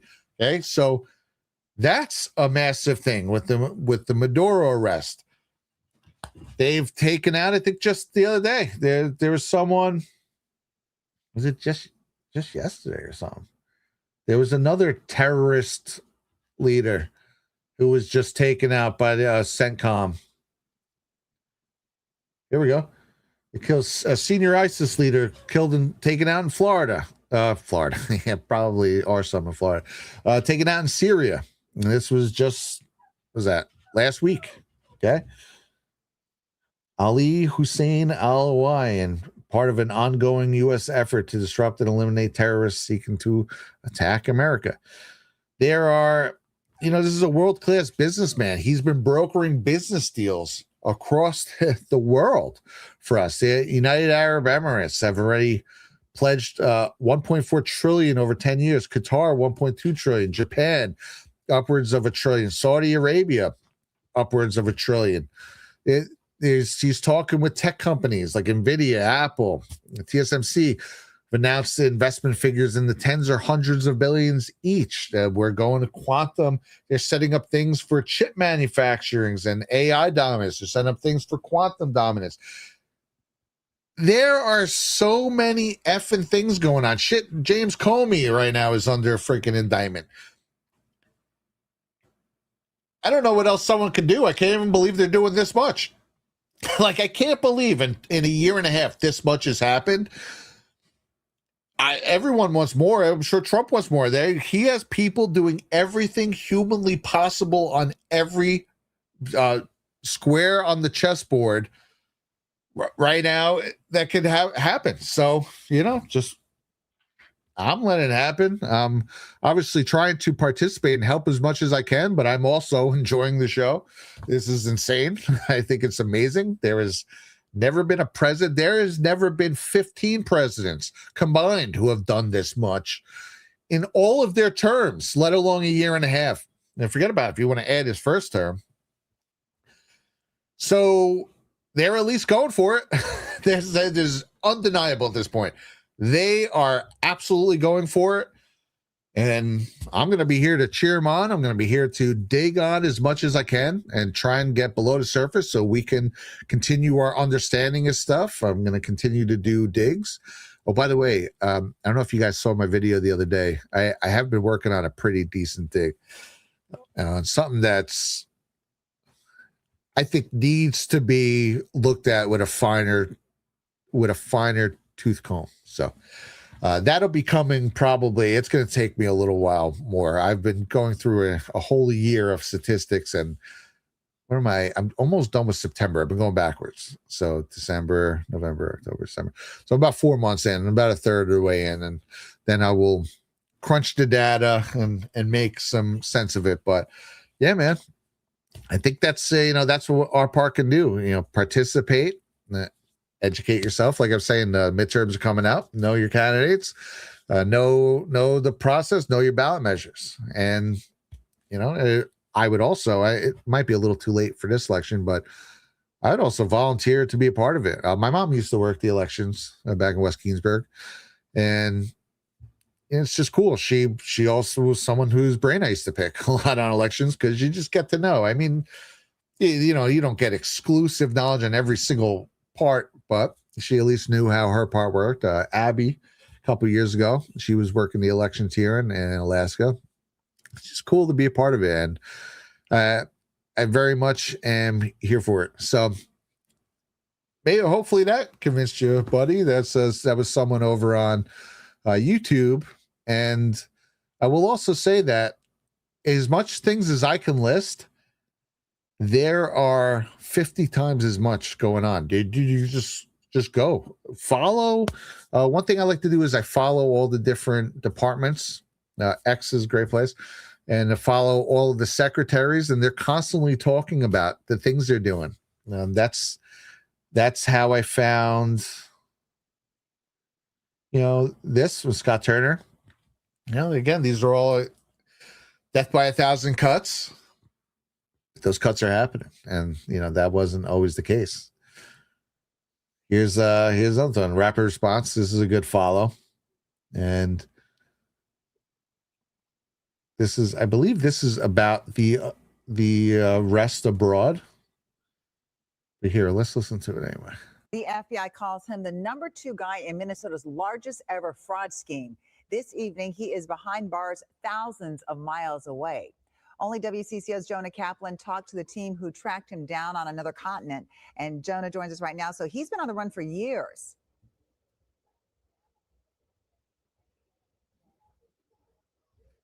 Yeah, Amelia, if you go back to the original indictment for Feeding Our Future, there's Amy Bach, the convicted ringleader, and then this gentleman, Abdi Kerm-Idlay. He was last seen in Minnesota in November 2021. Abdi Kerm-Idlay had booked a round-trip ticket from Minneapolis to London and never came back. But here he is in custody in Mogadishu, Somalia, 4.5 years later. Yeah. This office has now been focusing intensively on fraud against the taxpayers of the United States and the taxpayers of Minnesota. U.S. Attorney Daniel Rosen and FBI Special Agent in Charge Christopher Dotson sat down with us for an exclusive interview about the joint operation with Somali intelligence. It shows that the long arm of American law reaches all around the globe, that even in Somalia, you can't escape the FBI. Was this something where you got a tip and all of a sudden he reappeared again? Mr. Idlay was on our radar for some time. I can tell you that we had been tracking his whereabouts for a couple of weeks. And when the time was safe and opportune for law enforcement, they sprung to action to take him into custody. This sounds pretty significant that the government of Somalia was actually working with the United States, the FBI. We were hand in glove in this investigation from the start, and we owe a lot of gratitude to them for the success of this operation. Along with Bach, Idle allegedly recruited Yeah, they also don't want to get the Iran treatment either. Believe me. and bribed the businesses that Yeah, we'll submitted work with fake you. receipts and invoices to the Minnesota Department of Education in the Feeding Our Future scheme. Investigators also allege Idle personally took in more than $5 million in cash and used some of it to buy a house in Burnsville, and also sent some of that to Uganda, China, and the UAE. For other people of importance, but there was, after Amy Bach, nobody exceeded Mr. Idle in importance in the Feeding Our Future scheme.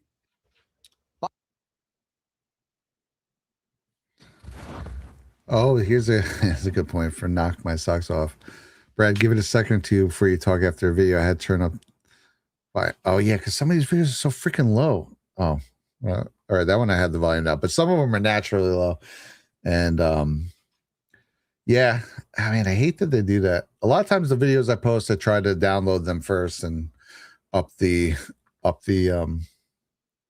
volume. But that one was my fault. Sorry about that. I got the Louisiana pass there. So this is another thing that I think is a great change that has been ushered in by this grand experiment President Trump has delineated on. Liberalism is a joke now. Who cares? No one's scared of them anymore. I remember, I don't want to say I was scared because I really wasn't online too much, but I would kind of observe. I'd go say my Facebook from time to time, 2011, 12, and you'd see you just couldn't talk about anything right wing, anything conservative. You'd just get to send it on. They still try to do it, but no one cares. Like literally, it's mocked, and then or they'll say you're racist, and you're like, I'm not, but literally, who fucking cares if you think I'm racist? Like, who cares? That is the whole attitude that has changed now. And again, videos like this are just getting mocked.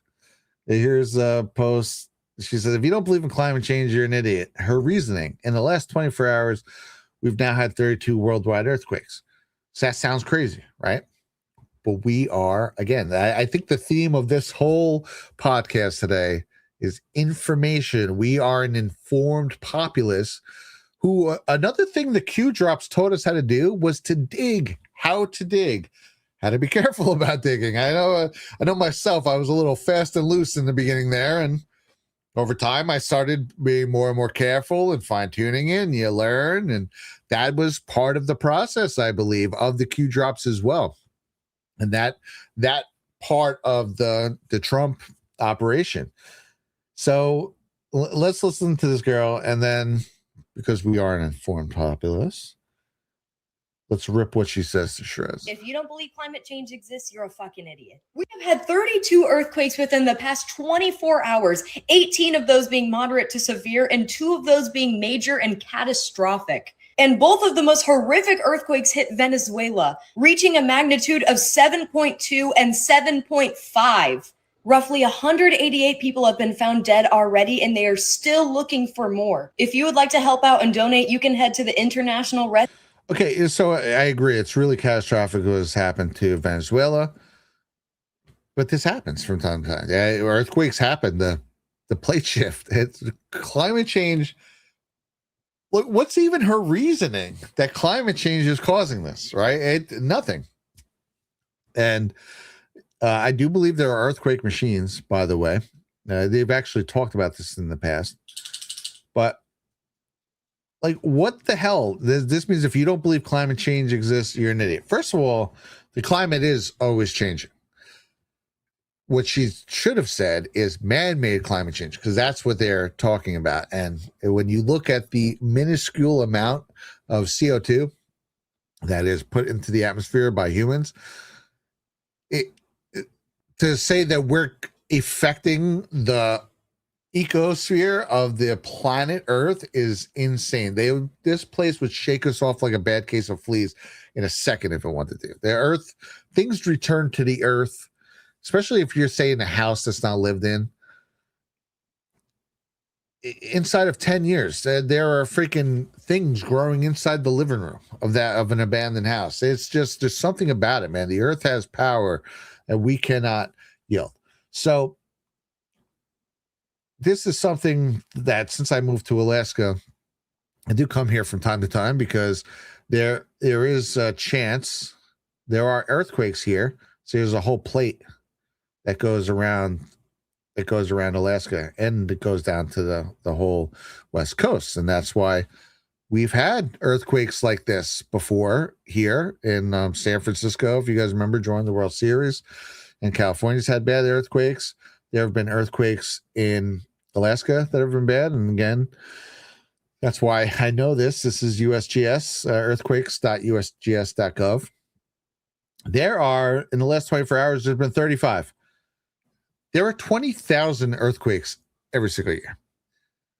There are, on average, 55 earthquakes every day because the plates shift. It's just normal. That's just what it is. So what she's saying that, she's presenting that, right? If I didn't know better, I would see 32 earthquakes worldwide in 24 hours. I'd go, oh my gosh, that's insane, right? Because who knows this unless you look and realize when you do the math. In fact, this is a low day. The past 24 hours have been low. On average, there's 50 to 55 earthquakes every single day on planet Earth. So we're actually on the low end. In fact, her 32 is also on the low end right now. Unfortunately, I won't show on this map because the map only shows every 24 hours. These are probably aftershocks. But unfortunately, Venezuela got rocked, man. Two 7+ earthquakes. It's very sad. There are a lot of people who have died or at very least unaccounted for right now. There have been rescue operations. One thing that has been really great is just watching these rescue operations. And it's interesting because a lot of this is coming from President Trump, who they call the fascist dictator, and the leader of El Salvador. Is this Nasib? Is that his first name? Bukele? I'm sure I'm mispronouncing that. Did I share? Here we go. Yeah. Nayib Bukele. Again, I don't know if I'm pronouncing it right, but they sent a ton of aid there, man. They've been saving a lot of people, and he's been really keeping a strong watch on it. It's been really cool to see them pulling these people out. They have saved a lot of people. A lot of people have, not just from El Salvador or volunteers from the U.S., but a lot of aid has been shown from these crazy dictators, crazy evil right-wing dictators. Are doing really great work. But yeah, prayers up for Venezuela. This is, you hate to see this anywhere at any time, obviously. And it's weird to just try and use this to make a thing about climate change. It's, again, liberalism is a joke at this point. She wouldn't have made that if she knew how many earthquakes there were every year, every day. But they're uninformed. So, oh, little doggo. Is this the one I'm thinking of?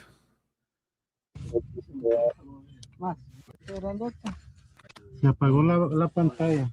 Poner la luz.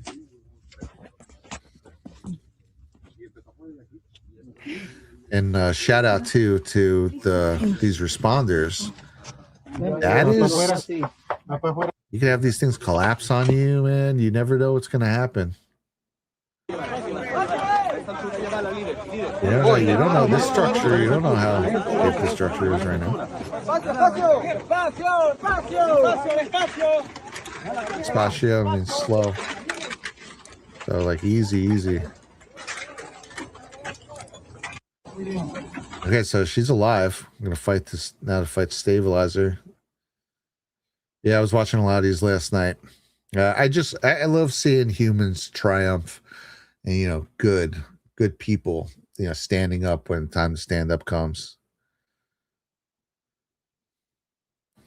Yeah, I don't know what the building codes are in Venezuela, but a lot of these collapsed. And I saw someone was making a point. there's a couple collapsed buildings, and he was like, "Look, there's no rebar sticking up." They looked like apartment buildings that were maybe like 20 stories or so. I don't know if that's the close. I don't have a close thing. It'll be interesting to see on some of these. But man, if they're building concrete buildings without rebar, that is scary, dude. That would be nuts. It almost can't be. But again, the regulations aren't the same across the world as they are in America.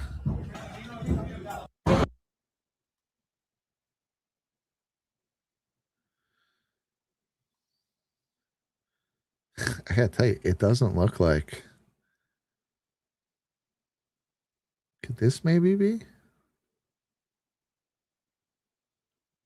This might be some rebar. Those could just be, or these might be wires. But sometimes the rebar will look mangled and weird like that.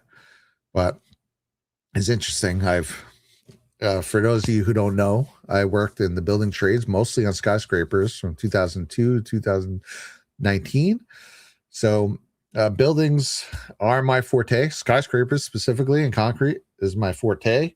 That has also helped me when in my research into the 9/11 attacks and the really, really bullshit way that the two towers and World Trade Center 7 wasn't even hit by a plane, came down uniformly.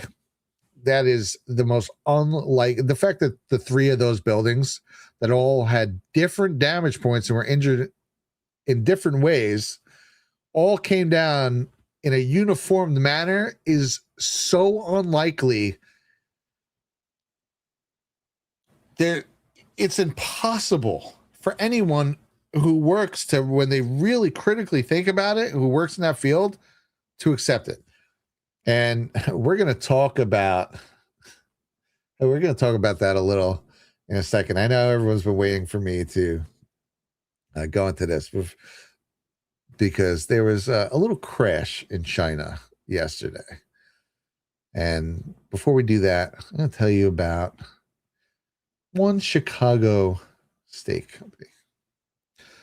This Independence Day, put Chicago Steak Company on the grill. For a limited time, you can order $179 or more and use code AMERICA to get 16 free 6-ounce premium Angus steak burgers, signature steak seasoning, and free shipping.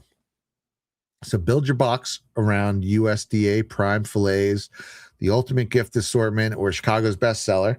Then add the burger bonus for the holiday cookout. It works whether you're hosting the backyard party, stocking up for family, or sending a premium steak gift online. Chicago Steak Company hand selects and hand carves every steak. Ages select cuts up to 6 weeks and has more than 15,000 5-star reviews behind the name. The offer ends June 25th. So go to mychicagosteak.com and use code America today, link in the description. I will say it is June 27th. However, they always have an ongoing deal. So I can guarantee that there will be a deal when you go there. It's mychicagosteak.com. And with that, let me pull this up here. Do I even have it up? Yeah, here we go. Okay.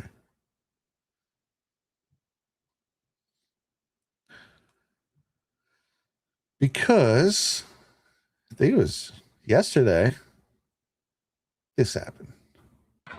The aircraft hit Beijing's tallest building, sending debris tumbling dozens of stories into the streets. The area around the 109-story structure closed off by authorities. From another tower, a view of what appeared to be a small plane. Where did it hit, someone asks. People inside the building rushed to get out. Hours later, there was still no official confirmation that it even happened. The police presence continuing well into the night. In that darkened section of the tower, you can see the lights where they're working to repair the damage. Across social media, photos of what appeared to be a piece of the aircraft registered to a flight training operator. Tracking data showing it took off from an airfield east of Beijing. Airspace over the city tightly restricted, and under new laws, even drones are banned. China's censors scrubbing the internet here of any images of the crash, only intensifying the mystery around it, while Chinese state media, so far, has reported nothing. Janice Mackey-Freyer, NBC News, Beijing. We thank you for watching, and remember. Okay. Yeah, you're welcome. So we had a plane crash into a large skyscraper, 109 stories, actually taller than Twin Towers. And half the plane just bounced off, of course. And the part that got damaged, they're just up there fixing it. There's no chance of collapse or nothing. Now, obviously, much smaller plane than what hit the Twin Towers. I believe a 737 size plane hit the Twin Towers. They claim a 767 size plane hit the Twin Towers. Regardless, it's obviously much bigger than this plane. But yet again, here is something that, I'm sorry, this just flies in the narrative. Like, miss me with your, oh, it's so much smaller. Obviously, it's not going to be the same deal, but it just brings up the thing. Because guess what? World Trade Center 7 wasn't even hit by any plane. Okay? This is worse damage that was done to that.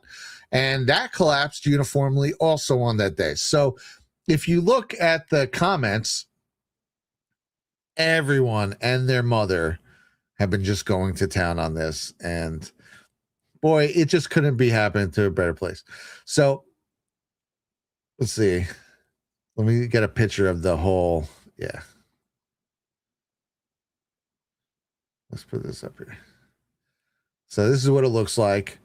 And of course, it's going to be totally fine. And I just thought I'd point out that, you know, Gelatin and the E-Team never pre-rigged it with explosives, so it should be fine. And you can't, I'm saying that they didn't do that. So you can't fact check this because obviously I'm saying it didn't happen.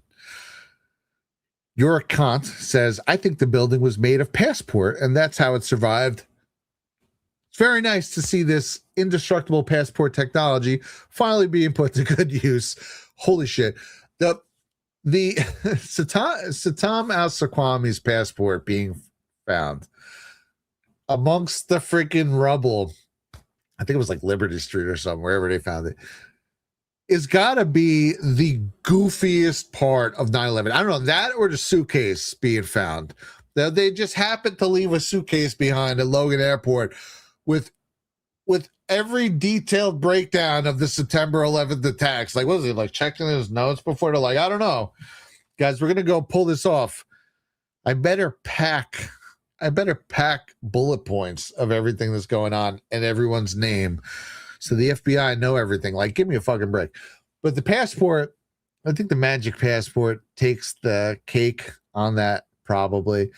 There is, let's go.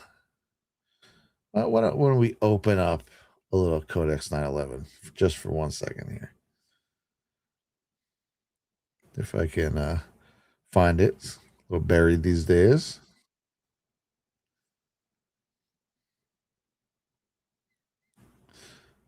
Wait, I think the passport. It was right after the World Trade Center 7 part. Here we go. They found like this, dude. They found this guy. They're trying to tell you that they found this mook's fucking passport and fucking on the chaos in the streets of Manhattan. So I don't say it during this. Let me play this part and I'm going to pause it. And there's lots of little Easter eggs I put in here too for the 9/11 heads that it's funny. I don't see any of them really mentioned in the comments, but it's just I like doing another development on Saturday. New York officials revealed at a news conference here in the city that a hijacker's passport was found blocks from the World Trade Center crash site, if you can believe that. I actually can't believe that. Also, you don't say. This is New York City. There are random papers and trinkets floating around the street at all times. It did like on a normal day. Like no one who's looking at any of these, and that's before it's normal place. Something like that wouldn't even stick out to someone. Especially okay, so here's the Easter egg. This is the street that they claim it was found. In the ensuing chaos, when everyone's eyes were focused 1,000 feet in the air on the hole in Tower 1. Now, a wheel, sure. An engine, like the one seen flying off the plane here. Yeah, that's that engine flying absolutely. Off right there. But a random okay, here. This is where they claim that passport was found. Who the fuck? Who's walking down this street and looking at all this debris? That's why I show this while I'm talking about it, because this is footage, and this is in real time. And they claim that it was found before the towers collapsed, right? And so this is footage from before the towers collapsed of that street that no one is even on, by the way. And there's just littered debris everywhere. And also everyone's looking up like, oh my God, everyone's doing that and or trying to get away. And you're telling me someone was like, hey, what is this right here? Oh, hold on a second. It's a passport of a terrorist. Oh my God. Like, shut the fuck up. There's zero chance that happened. Yeah, this is where they found it, right? Oh my gosh. Yeah, there it is. Look, if you pause it, you can see that this dot right here. There's Satima Al-Sakwami's passport. Oh yeah, yeah, and this is the plane that I don't know. They just dropped a bomb in this field or something. Because I love when the dude's like, yeah, this guy. He was like, this is one of the first responders, and he was like, there's no plane. People. But of course, these passports were touted as. All right, me. I've heard myself go through these. I recorded every section in this probably 10 times, and I saved most of them. So there's like entire secondary and tertiary, and probably have about 2 or 3 cuts that I saved from each one that didn't make in. Just because a lot of times, this is why, and I love live streaming like this right now with everybody, but a lot of times why I like pre-making videos is there are times where there'll be something that happened, and I'll say it right in the video that I'm recording, even just like, it doesn't have to be a big thing like Codex 911, even just like a 20-minute breakdown video.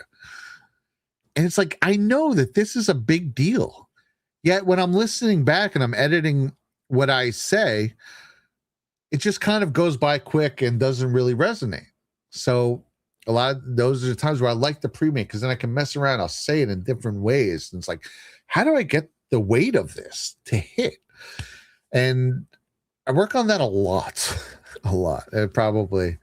It used to be pretty much by myself, but now Blue Eyes gets to suffer through it a lot. So God bless you. It's probably like, how many fucking times you're going to record that line? But I think it's worth it. I think there's a lot of stuff that's boring. But yeah, so that's a little Easter egg. That's the actual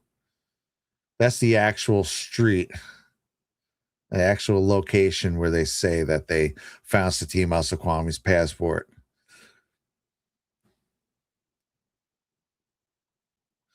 But anyway, back to the front. You will do. Oh, by the way, I've been showing Abby. Well, she's kind of been showing herself too a little bit more and more Metallica.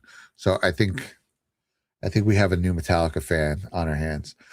I showed her Damage Incorporated not too long ago, and she was looking for something cool for a video. And I showed her that, and she made a video out of it. And now it's like she's put it on herself several times in the car. And I'm just like, babe, I can only marry you one time. Okay. So, but it's so great. They're like, how could you not love Metallica? But yeah, so naturally, shocker, this building is in zero chance of falling. So, because 9/11 was total bullshit. I guess I don't really have much more to say on it. I guess I should have more in-depth coverage of this but that's pretty much it. I did say someone here was like, guess the pilots didn't see the big, huge concrete building in front of them. So I was wondering, like, maybe they did, but they thought it was a mirage. Remember this? Was like 2015-ish when they were posting videos of the floating cities in China. I'm sure there's some explanation for it, but I don't know. I like to think alien cities came down. That's my explanation for it. Patrick Manuel 62 says, I wouldn't even want to know how many ignorant people still believe the narrative. I'm assume on 9/11. Yeah, they're there, man. Trust me. There are people. The interesting thing about the September 11th is it's very much for a long time was a left-wing conspiracy, like the left-wing conspiracy theorists, while us were like, you were here, blah, blah, blah. Despite the fact they never even looked into it, right? Because that's what they get you doing. And that's why this whole exercise right now with the Q drops and Trump is so great, because they taught us to research things, to look into, know what you're freaking talking about. Okay. This is the time for not knowing anymore is gone. And those Q drops, man, they flipped my head around with 9/11. I remember thinking, damn, that too. But sure enough, you look into it, it is undeniable. But since that was considered left-wing bullshit, and believe me, I think a lot of the 9/11 truth, they just don't resonate with me. I don't want to talk shit on it because I don't like that. Teachers on. There are a lot of things that don't resonate with me with the theories on 9/11. So that's why, I just go with my own. And that's what we all do. None of us know, right? So it's part of the fun. But there's a lot of stuff that I think is just absolute crackpot shit when it comes to that. But since it was originated as kind of a left-wing Democrat thing, there are right-wingers to this day. They do not want to hear it. They will just start yelling at you, tell you you're a fucking idiot. And you're just like, man, it's fine if you don't agree. But it's like, it's embarrassing. At least look into it before you just blindly call people names, because there's no way to look into 9/11 and not come away at least being like, well, something right there, right? So that is that. Let's take a minute here. Oh, wrong one. There we go. I also want to shout out to Frey and the boys. Super chat earlier says, Brad, thank you for what you do. Jordan Gartz, you hold us together. Oh, that's right. Gart is this weekend. Yeah. He says, Badlands ain't what it was. I enjoy your style. I am challenging the chat to meet or beat my $5 donation. Oh, a little $5 donation chat thing. Yeah. So yeah, I guess that's good that I'm doing it now, because usually during the Garts, a lot of those shows are not running. So hey, now you have an alternative to watch if you didn't get the virtual ticket for that. But yeah, rock and roll, brother. I appreciate all you guys hanging out. Also, shout out Pill.net. Sean Joe is just popping the cookies off, man. I appreciate it. And he says, Sean Joe says, Brad, I'm buying subs and they're not showing up in chat. I bought Valhalla a 3-month sub and took the money, but no message or tag for Val. Oh man, I don't. I'll have to look into that, brother. Yeah, because as I'm scrolling, I don't see anything for it either. I have to assume it probably worked. They're pretty good over there, Pilled.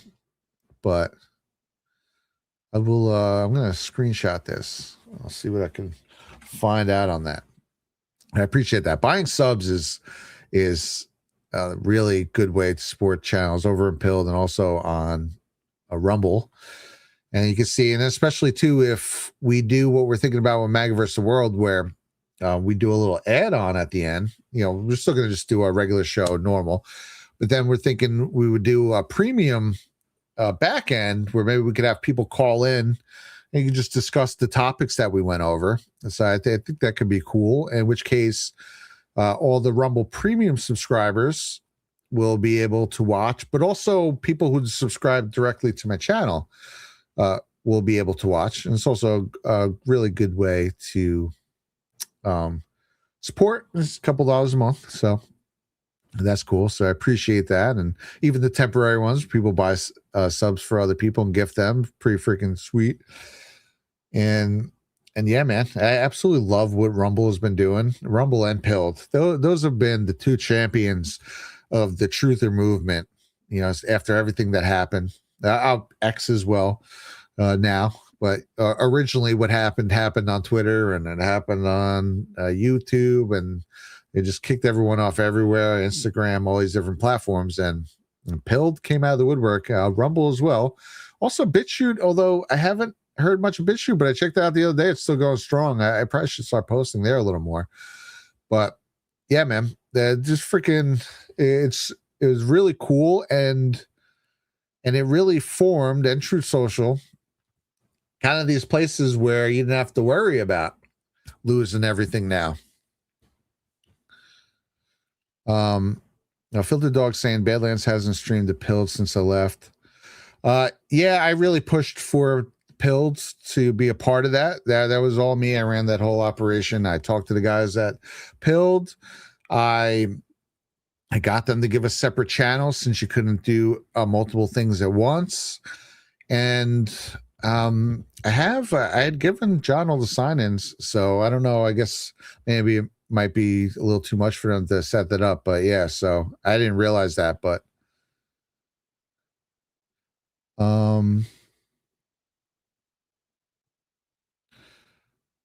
yeah, so looking into that. Okay, yeah, I guess not. I guess they haven't gone to Pilled since I left. Well, maybe they'll get back to that. I don't know. But yeah, but I love Pilled, and that's why I pushed for it in the beginning.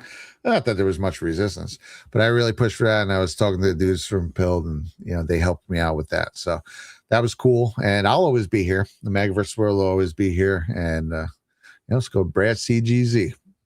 Brad Calogero, get a servo.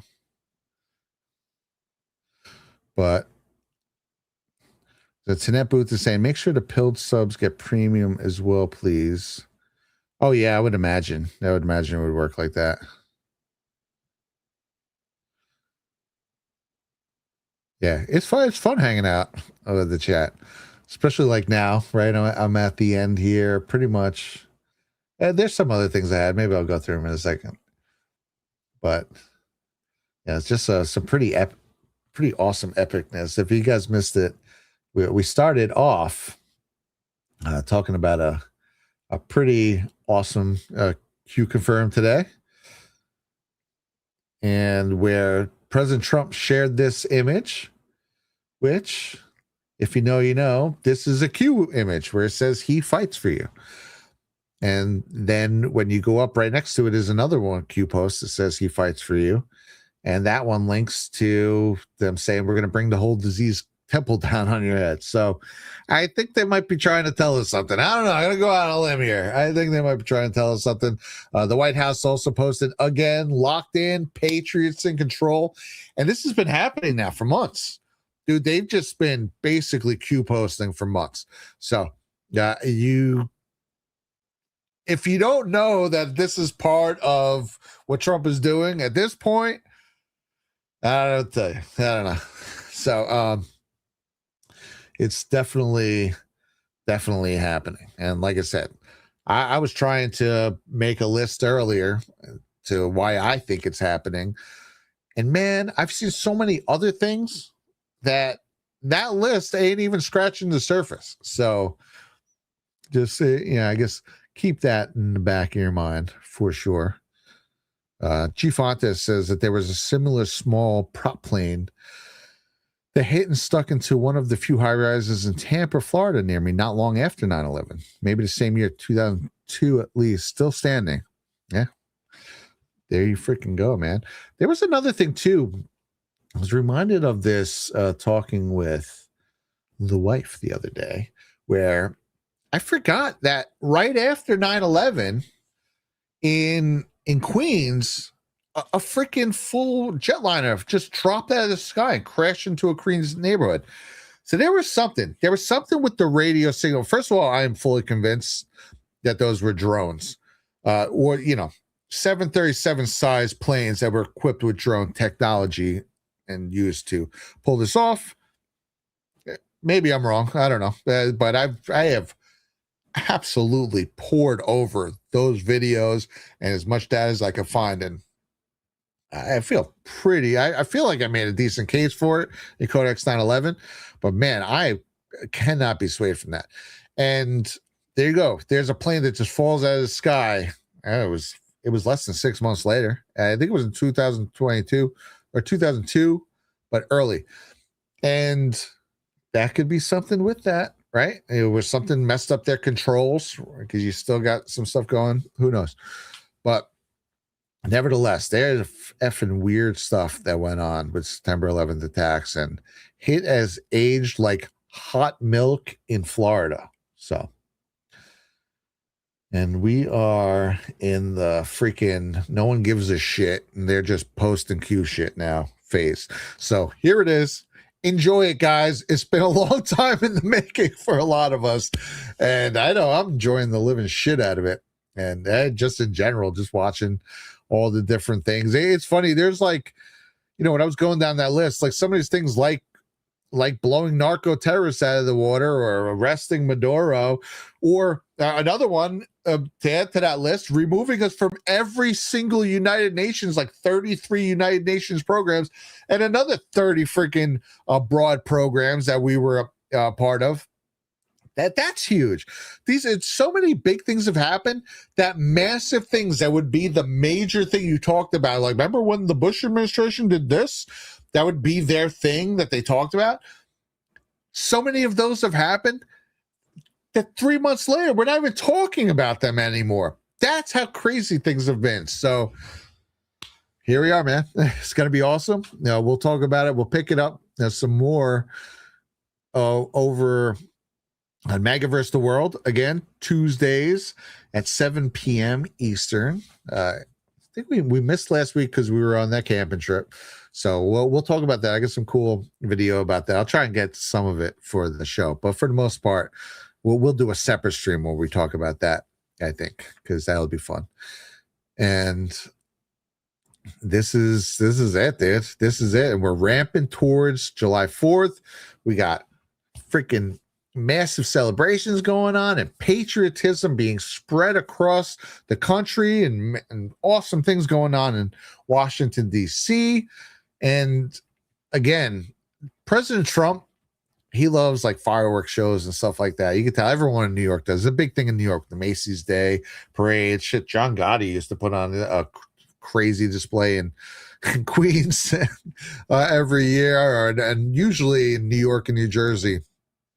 When it's 4th of July, you just look up and there are people are popping stuff everywhere. It's big in that area. So I think that's why, like, he says it's going to be the biggest celebration ever. And I got to tell you, you can mark that in your book. It's going to be the biggest celebration ever, ever, ever, ever, ever. And so it's going to be so awesome. And it's a cool time to be a patriot in the United States of America, man. I love it. Over on Pilled, Sean Joe is saying that, the plane was at TWA headed to the Dominican Republic, that crashed into a house. Yeah, Bell Harbor. Yeah, by the Rockaways. Yep. Turned on the news and saw my cousin manning a fire hose. Wow, dude. Oh, Sean Joe, you're from New York, bro? That's awesome. Yeah, that's what it was. We were watching a Hurricane Sandy thing about Bell Harbor, and they got rocked, dude. My town too. I lived in Union Beach, New Jersey during Hurricane Sandy. Just 100% damage. Every single house was at least a little damaged, even the ones 50 blocks in. But Bell Harbor is on that strip. Let me pull up a map here of New York.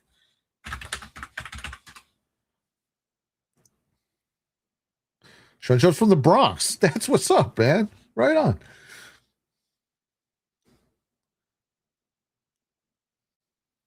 Okay. That's funny. It pops. It still thinks I live in New Jersey.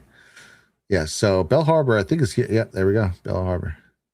So this whole dude, Breezy Point, Rockaway, I think even back to like Long Beach and stuff. These guys got rocked in Hurricane Sandy. And then where I lived right here, Union Beach during Hurricane Sandy, and I lived just a few blocks off the water, and I lost my house. It was freaking nuts. There were places down the block from me. Like, you ever see that famous yellow house that's in half? That was right down the block from my house. That was right over here. That's standing in half. Full houses were gone. There was. So this is usually overrun. This has a lot of water. And so this must just be swamp or something. But a lot of times this is just water. One of these houses was fully intact, just sitting here. Like, it just floated off its foundation. So, yeah, but Bell Harbor. So that's where that freaking plane dropped. Okay. Yeah, we were watching that. That's that on. Yeah, I was watching that thing, and then they mentioned that plane. I was like, oh, yeah, I totally forgot. Yeah, so a freaking a full freaking jetliner just dropped out of the air, like right after 9/11.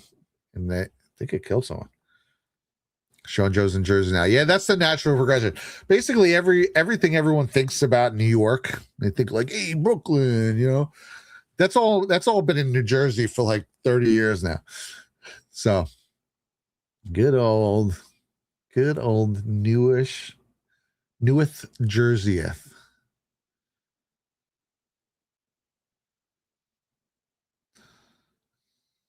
All right, man. You guys are rocking and rolling today.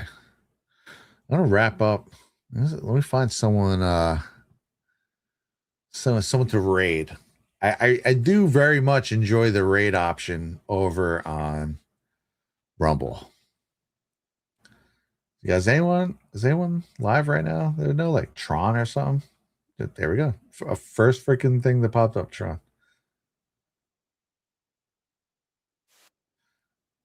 I freaking love Tron, by the way. He has such fun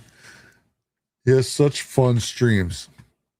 Okay, I'm gonna raid you guys over there. Thank you, everyone. I appreciate you hanging out. This has been a cool Saturday. Again, I'll keep some of the. I'm gonna keep going with some of the like homesteading type shorts on my Rumble. So if you like that sort of stuff, I originally did one or two on my YouTube, and people were like not having it. So it's a different crowd over there. But Rumble, I'm just gonna do everything, and just there you go. So you want the whole series of my life. We've been doing cool homesteading stuff. I feel like homesteading is as MAGA as it gets, personally, because again, we are trying to be independent human beings and bring that back. So we built this whole cool trail bridge, and I documented that. So I'll put together some stuff for that. Been giving some greenhouse updates. So we'll see how it goes. The cucumbers and tomatoes look like they're about to rock and roll. So that'll be fun to watch progress with that. And then again, we're just starting to build. I don't know who we're going to be able to. We're looking into it. It's obviously, even if you build it yourself, is really expensive to build out. So I don't know if we're going to get fully started with that this summer, although it would be cool to start getting the things ready for the foundation. But nevertheless, we are building stuff. I have a woodshed that's we've been putting the roof on. We're in that section. It was cool building the pad for my shed. No one here knows what a regular metal shed is. Everyone was very like, what was that? I ordered one off Amazon. Just your regular tin shed that you put together. Sure, everyone. I was trying to tell them, like, dude, down south, every single person has one of these in their backyard because it's just an easy kit you could buy, right? But they didn't sell any here on Amazon. Almost none of them would deliver because everything here has to be either barged in or flew in by plane. And I did find one that finally was able to deliver, and so I have some videos where I was building the base for that. And so I'll start uploading some of that stuff as shorts to Rumble if you guys do oblige. And I'm going to raid over there. And by the way, if you don't want to go to the raid, you can opt out. So I will give it a second before I click it. And then if you want, you'll see it at the top of chat and you just hit opt out. Because I know some people are behind and they're still watching. So I'll do that in a minute or two. And I'll raid you over to Tron. So, send my blessings. And right on, man. Dude, the freaking Great Awakening is here. The storm is here. That's for sure. And it's going to be nuts. Also, shout out again to Redeemed D. It says we met in Dallas. I was watching chat to see if they said anything else. I didn't really see anything else. But again, dude, we had a freaking great time in Dallas, which is, by the way, that's 5 years now. And it was while I was at Dallas where I inboxed Abby and, maybe told her I had feelings for her. So I also associate that Dallas trip with that. And then we met in person. We were friends, obviously. And then we met in person in 4th of July, right after that, when we went to a Patriot Soapbox barbecue in Oregon. So that was cool. So, but technically so we always talk about that barbecue as being, like our first date and all that stuff. But really, I did kind of let the cat out of the bag that I had feelings for her while I was in Dallas. So that was a cool trip. Needless to say, now I'm here and married to her. So it's pretty wild. And hopefully she's blushing wherever she is right now. And yeah, there she is. She's putting hearts in the chat. I freaking love it. I'm not really hooked up in this so much to put an outro. There we go. I'll do the same outro as I did intro. So give me a little time to raid out and release the scratching over on Pilled. And someone's saying if Epstein and Bannon was Q, why is it so thing?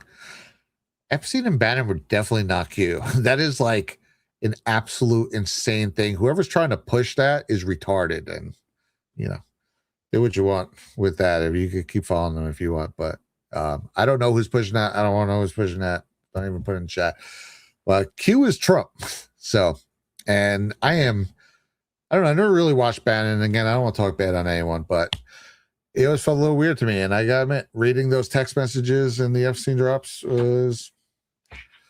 made me feel like, hey, maybe this is why you got weird vibes. But again, by all accounts, he seems to be a patriot. So that's why I don't like talking crap on people. I obviously have definitely opinions on certain patriots who you don't know. My opinions can be wrong. I'm paranoid, man. I think everyone's a freaking plant. So if I start voicing that, I would be whatever. I would want to be cool with as many people who are cool with me. So, there's a lot of people who are, oh, you can't be friends with this one because they were mean to me once. You can't be friends to that one because, they push back on this or they think that. Or me, I just feel like, oh, Brad, you can't be friends with everyone. I'm just like, watch me. If you're cool with me, I'm going to be cool with you. I mean, unless you're sliding on Trump, then you can go fuck off. But, if you're cool with me and you're Team MAGA, I'm going to be cool with you. And honestly, I don't want to hear about your feuds. I don't care. Whatever. If you're feuding with someone else I'm friends with, I hope you guys figure it out, but I actually don't fucking care if you figure it out either. So teach his own. But I love everyone, and I really do believe in where we go when we go all. So that's how it works. If you're cool with me, I'm going to be cool with you. And I know everyone's dying for me to be like, oh, I hate this person for that reason, or I hate this one, or I left Badlands because of XYZ. No way, dude. I still talk to half the people at Badlands. And if they want to be cool with me, I'm going to be cool with them. And those are the people I talk to anyway. I don't say there's half that I don't talk to that I have a problem with. I didn't have personal relationships with everyone there. But I am friends with everyone across this movement because this movement is bigger than any of us and any little gay feud someone's having. So there is that. And Bannon and Epstein are definitely not cute. That is fucking retarded. But I love you guys. Take care. And I'll see you on Tuesday for MAGA versus the world. Peace.